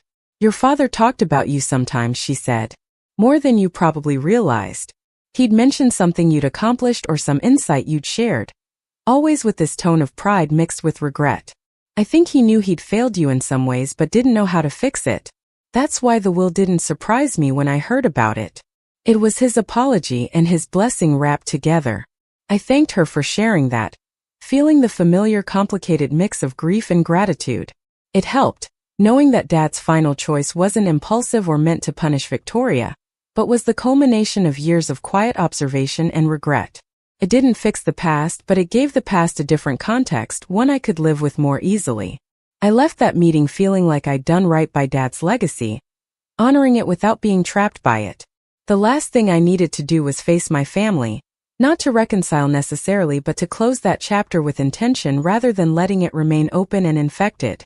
I called my mother and asked if we could meet for coffee, just the two of us, somewhere neutral. She agreed with a wariness that suggested she expected either an attack or an olive branch and wasn't sure which she preferred. We met at a cafe downtown, mid-afternoon on a weekday when it wasn't too crowded. She looked older than I remembered, more tired, and I wondered if the last few months had aged her or if I was just seeing her clearly for the first time without the filter of obligation. We ordered coffee, sat at a corner table, and looked at each other across a distance that was more than physical. I'm not here to fight, I said before she could speak. I just want to have one honest conversation before I decide what kind of relationship we're going to have going forward. She nodded slowly. I owe you an apology, she said. I've thought about that a lot since the funeral. Since before the funeral, really. I did fail you, Marcus. I let Victoria be the center of attention because she demanded it, and I let you fade into the background because you didn't. That wasn't fair. I'm sorry. The apology was better than I expected, more self-aware, but it still felt incomplete. Why, I asked. Why did you let it happen? She was quiet for a long moment, stirring her coffee even though she hadn't added anything to it. I think because it was easier. Victoria was so much work, always dramatic and needy and demanding. You were easy. You took care of yourself. And I was tired, Marcus. I was tired from your father being emotionally distant and from managing Victoria's constant crises. You were the one thing in my life that didn't require constant attention, so I didn't give it. And by the time I realized what I'd done, it had been happening for so long, I didn't know how to change it. At least it was honest. At least she wasn't pretending she didn't know what she'd done, or trying to reframe it as something else. I can understand that, I said. But understanding it doesn't mean I can just forgive it and move on like nothing happened. I'm different now, Mom.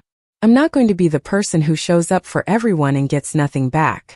If we have a relationship going forward, it has to be mutual and reciprocal. I can't be your emotional support or Victoria's fixer, or the person you call when you need something managed. She looked down at her coffee, tears forming in her eyes. So what does that mean? It means I need space still. It means I'll reach out when I'm ready. It means if I choose to be in your life, it'll be because I want to, not because I feel obligated. And it means you need to accept that I'm allowed to make that choice. She wiped her eyes with a napkin. I understand. And for what it's worth, I am proud of you. I should have said that more. I should have shown it more. You became someone remarkable despite us, not because of us. That acknowledgement meant more than the apology. We finished our coffee with slightly easier small talk. And when we parted on the sidewalk, she hugged me. Briefly and whispered, "Take care of yourself, Marcus. You deserve to be happy." I drove home feeling lighter, like I'd set down another weight I hadn't realized I was still carrying. We might never have the relationship I'd wanted as a kid, but we had honesty now, and that was something. I didn't reach out to Victoria. I didn't need to. She'd made her choices, burned her bridges, and told her story. I'd made mine. The truth was documented and legally settled. We were free to live our separate lives without pretending we had to be close because we shared DNA. Maybe someday that would change, but I wasn't holding my breath or holding space for her in my life.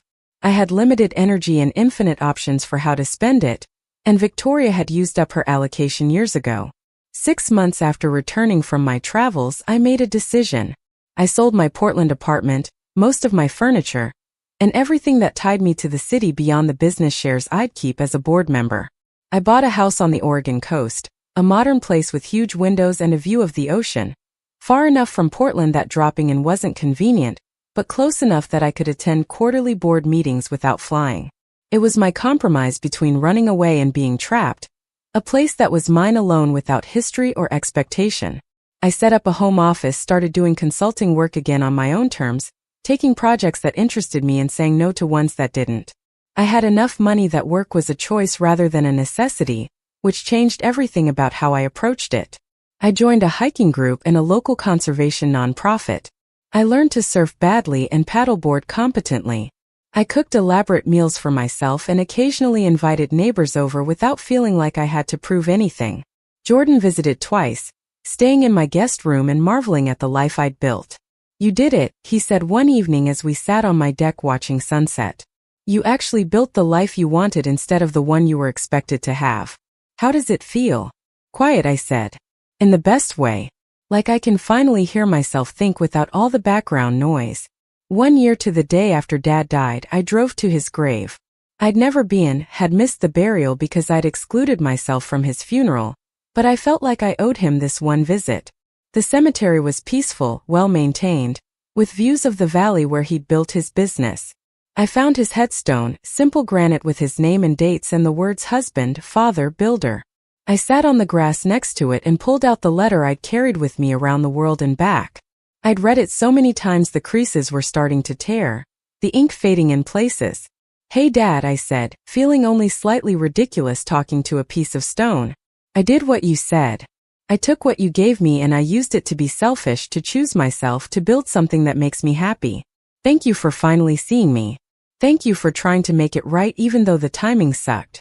I forgive you for the years you didn't. And I hope wherever you are, you've found your own version of peace." I sat there for a while, not praying exactly but just being present, letting myself feel the complicated love I had for a man who'd failed me in life but tried to redeem himself in death. Then I stood, brushed grass from my jeans, and walked back to my car. I had dinner plans with friends I'd made in my coastal town, people who knew me only as Marcus, not as the Sullivan kid with all the baggage. I had a life I'd chosen deliberately, crafted intentionally, built from the ruins of a family that had never known what to do with me. Driving away from the cemetery, I thought about Victoria and her apartment bought with family money, probably still angry, still feeling victimized, still unable to see her own role in how things turned out. I thought about my mother in the house where she'd raised us, surrounded by memories and regrets and a trust fund sufficient to keep her comfortable. I thought about Dad's business continuing without him, his legacy in real estate and property. development still generating wealth and opportunities. And I thought about myself on a coastal highway with the ocean to my left and the rest of my life stretching ahead, finally free to be exactly who I'd always been underneath the roles and expectations.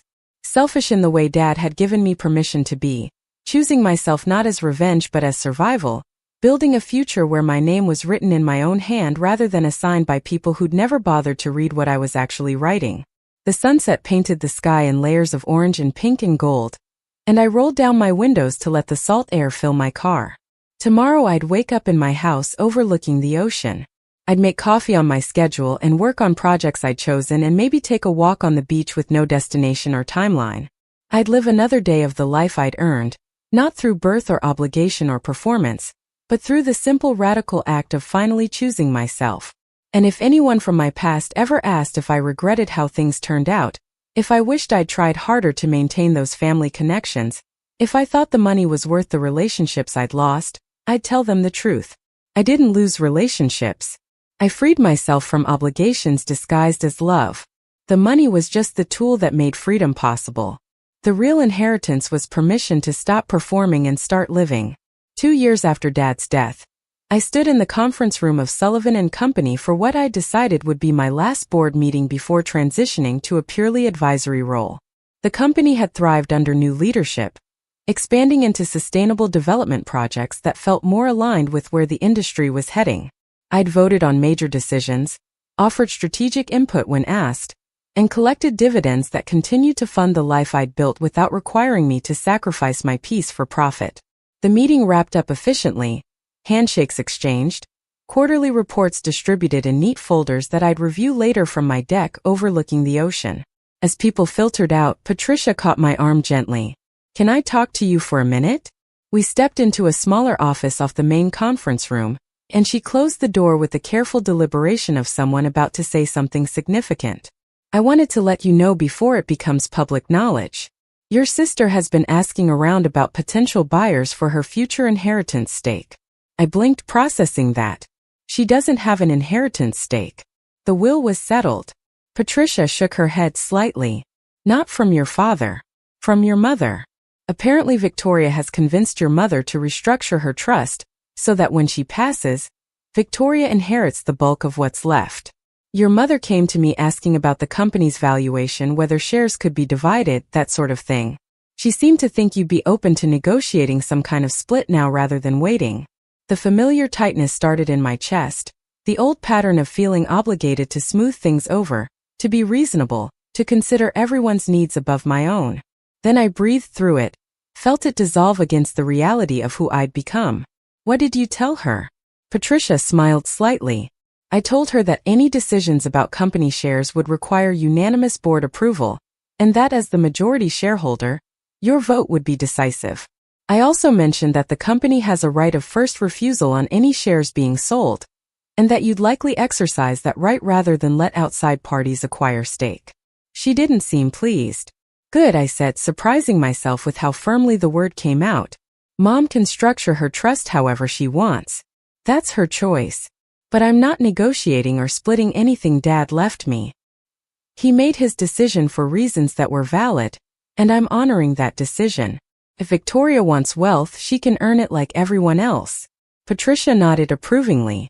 "I thought that would be your answer, but I wanted to make sure you knew what was being discussed behind the scenes. Your mother seemed to think family obligation would compel you to compromise." "She doesn't know me very well then," I said. "The old Marcus might have felt that obligation. This version doesn't." We talked for a few more minutes about company strategy and upcoming projects. Then I gathered my things and headed out. The Portland streets were busy with lunch crowds, people rushing between meetings and obligations, living the life I used to live before I learned there were other ways to exist. I didn't miss it.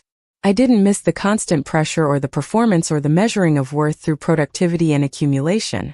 I stopped for lunch at a small Vietnamese place I'd loved years ago, sat at the counter, and ordered pho while checking my phone. There was an email from a real estate agent in Portugal, following up on a property I'd inquired about months ago. A renovated farmhouse in the Alentejo region, land for gardens, close enough to the coast for day trips but far enough inland for privacy and peace. I'd been toying with the idea of buying a second place somewhere in Europe, somewhere I could spend months at a time when Oregon winters got too gray and confining. The photos showed whitewashed walls and terracotta tiles, olive groves and cork trees, the kind of space that invited slow living and long dinners and conversations that lasted until the wine ran out. I could imagine myself there, learning Portuguese badly, buying produce at local markets, becoming known as the quiet American who kept to himself but was always friendly when encountered. It was tempting in a way that would have terrified the old Marcus, the one who needed security and routine and the familiar comfort of the known. I replied to the agent saying I was interested in seeing more details, maybe scheduling a visit in the next few months. Then I finished my pho, paid, and walked back to where I'd parked. The drive back to the coast took 90 minutes, highways giving way to winding roads through forest, and then finally the ocean appearing like a reward for the journey. By the time I pulled into my driveway, the afternoon sun was slanting gold across the water, and I felt the familiar settling that happened whenever I returned to this place I'd chosen.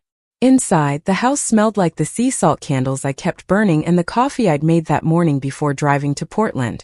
I changed into comfortable clothes, poured a glass of wine, and took my laptop out to the deck. The email about the Portugal property had sparked something. A reminder that I could keep building, keep choosing, keep expanding my life in directions that served my joy rather than anyone else's expectations. I opened a document I'd been working on sporadically, a kind of memoir or reflection on the journey from invisible son to intentional adult. Writing about it helped me process what had happened, helped me see patterns and growth I might have missed if I just kept moving forward without looking back. I wasn't sure if anyone else would ever read it, but that wasn't really the point. The point was articulating my own story in my own words, claiming my narrative instead of letting others define it. I wrote for an hour, the words flowing easier than they usually did. Something about the board meeting and Patricia's warning having clarified exactly how far I'd come, and how firmly I intended to stay in this new version of myself. As the sun started its descent toward the horizon, I saved my work and closed the laptop. My phone buzzed with a text from Jordan. His wife was pregnant with their second kid, and he'd been sending updates about the chaos and joy of expanding their family. Latest update. Apparently 3-year-olds have opinions about baby names, and his daughter was insisting they name the new baby Sparkle Princess. I laughed, sent back congratulations and commiserations in equal measure, and felt grateful for friendships that had deepened once I stopped being unavailable for my own life. Another text came through, this one from an unknown number. I almost deleted it without reading, assuming spam or someone from my past I'd successfully avoided, but something made me open it. Marcus, this is Kate from Wellington. We met at the bar about 2 years ago. You told me about your inheritance and figuring out who you were. I'm in Oregon visiting friends and remembered you mentioned living on the coast. Any chance you want to grab coffee and catch up? Long shot, I know, but I figured I'd try. I stared at the message, trying to remember the details of that conversation beyond the broad strokes. Kate, the bartender who'd poured me free wine and said I was running away and toward simultaneously. It felt like another lifetime, that version of me who was just beginning to understand what freedom might look like. I typed back quickly before I could overthink it. I remember you. I'm up near Cannon Beach if you're in the area. Coffee sounds good.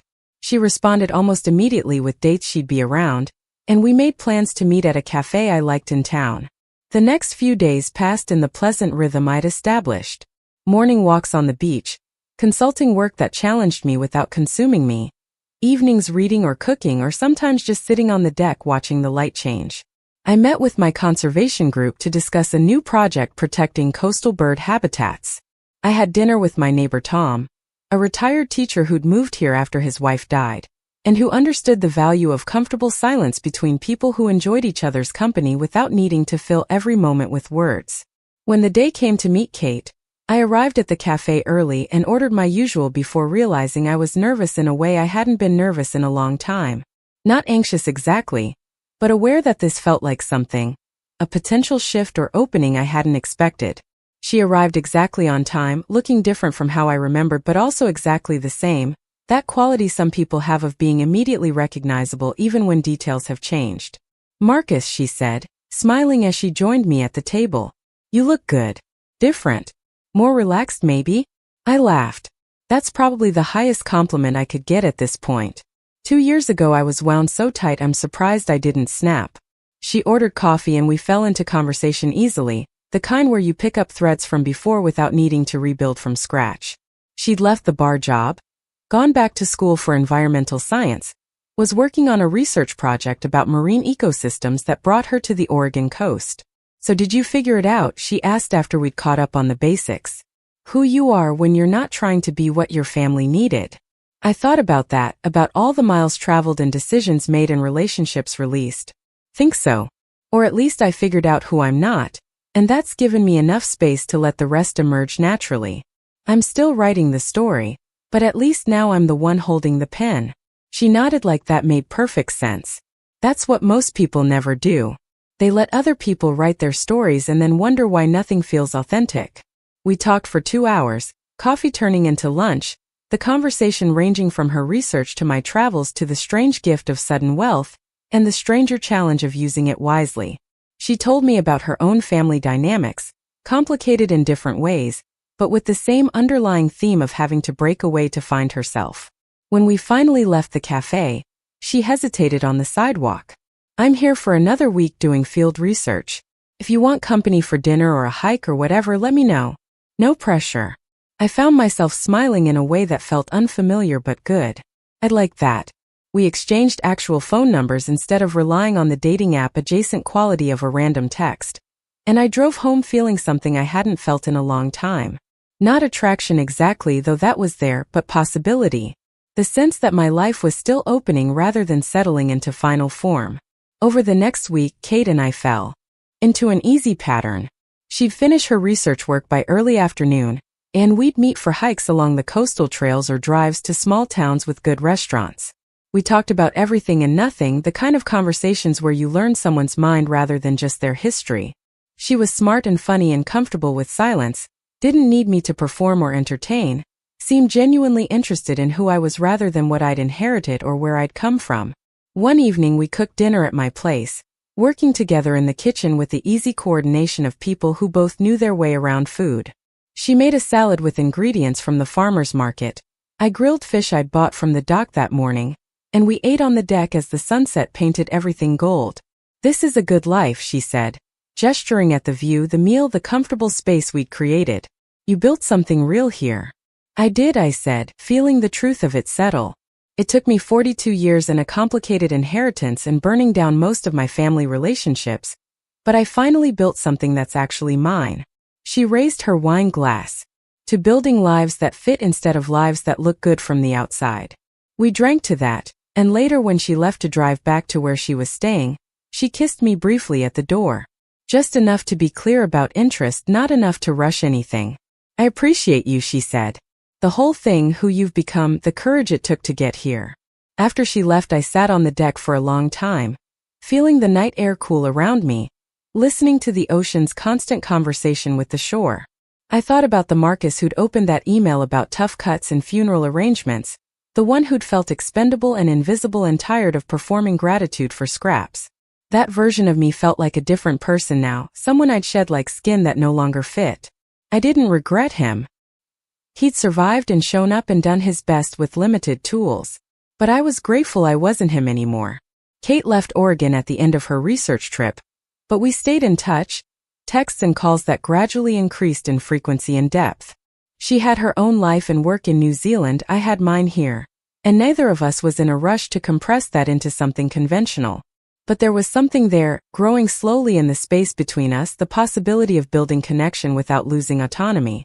It felt healthy in a way my family relationships never had, based on genuine interest rather than obligation or need. 3 months after she left, I booked a flight back to New Zealand.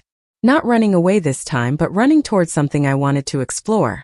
We spent 2 weeks together, falling into rhythm even easier than we had in Oregon, and by the end of it we'd made tentative plans for her to visit again, for me to come back, for seeing where this could go without forcing it into shapes that didn't fit.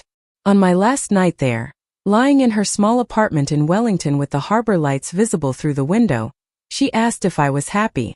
Yeah, I said, surprising myself with how quickly and certainly the answer came. I really am. Not in the everything is perfect way, but in the I built a life that actually fits me way. That's rare, she said. Most people spend their whole lives trying to fit into lives that were designed for someone else. I kissed her forehead. I almost did that too. I'm glad I figured out there was another option. Flying home from that trip, I thought about the 2 years since Dad's death and everything that had changed. I'd gone from feeling expendable to understanding my own value. I'd traveled the world and found pieces of myself in distant places. I'd set boundaries that felt cruel to people who'd never respected any boundaries before. I'd learned that choosing yourself wasn't selfish, it was survival. And I'd built a life so different from what I'd imagined that sometimes I still had moments of disbelief that this was actually my reality. Back in Oregon, I finally made the decision about the Portugal property. Bought it, signed papers from my deck overlooking the Pacific while acquiring a view of the Atlantic, and started planning renovations that would make it livable for extended stays. It felt extravagant and practical simultaneously, giving myself options for where to be without having to choose just one place forever. I could split my time, follow good weather and interesting opportunities, remain untethered in the way that felt like freedom rather than instability. The changes to Mom's trust that Patricia had warned me about went through. Mom called to tell me, her voice careful and apologetic, explaining that she felt she needed to provide for Victoria in a way that gave her security. I listened without arguing, without trying to change her mind. That's your choice, Mom. Your money, your decision. She seemed surprised by my acceptance, maybe had expected a fight. You're not upset? No, I said honestly. Dad gave me more than enough. What you do with your estate doesn't affect me. If Victoria needs that to feel secure, that's between you and her. There was a long pause. You've really let go of us, haven't you?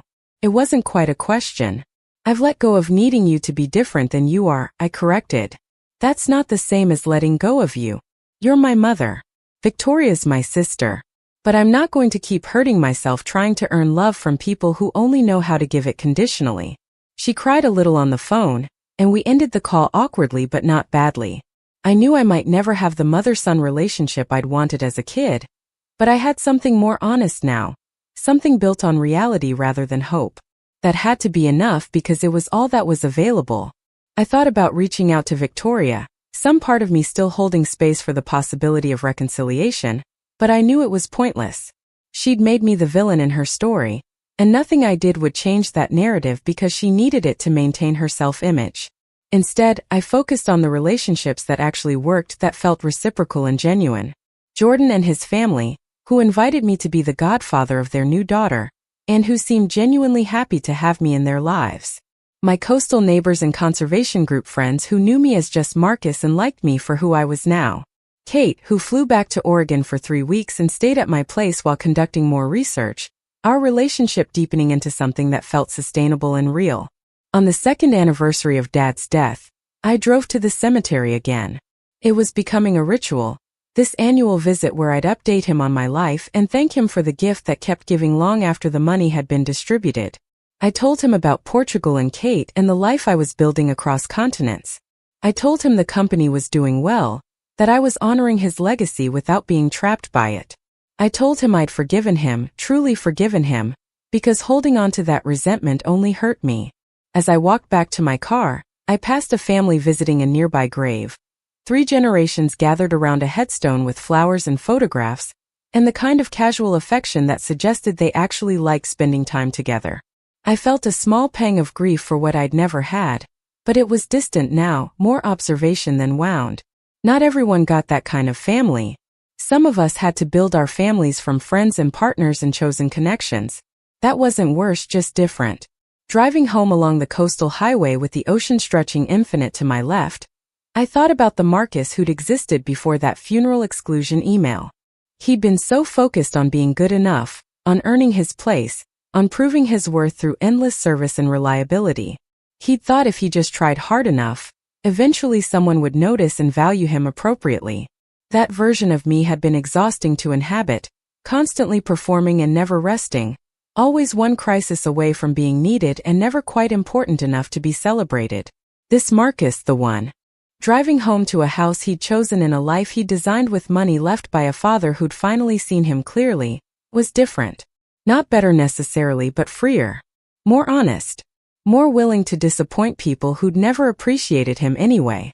more committed to his own joy than to everyone else's comfort. It had taken 42 years and an inheritance and burning down the family mythology, but I'd finally become the person I was always supposed to be. My phone rang as I pulled into my driveway, Kate calling from New Zealand where it was already tomorrow. "Hey," she said when I answered. "Just wanted to hear your voice." We talked while I walked through my house, out to the deck, settling into my usual chair with the view I'd never gotten tired of. She told me about her day, I told her about the cemetery visit, and we made plans for my next trip to see her. When we hung up, I sat there holding my phone and feeling something I'd spent most of my life not believing I deserved. Contentment. Joy. Peace. The knowledge that I'd chosen right over and over, until the choosing became natural and the life became real. The sun was setting again, like it did every evening, reliable and beautiful and completely indifferent to human drama. I thought about pouring wine but decided on coffee instead, wanted to stay present rather than softening the edges.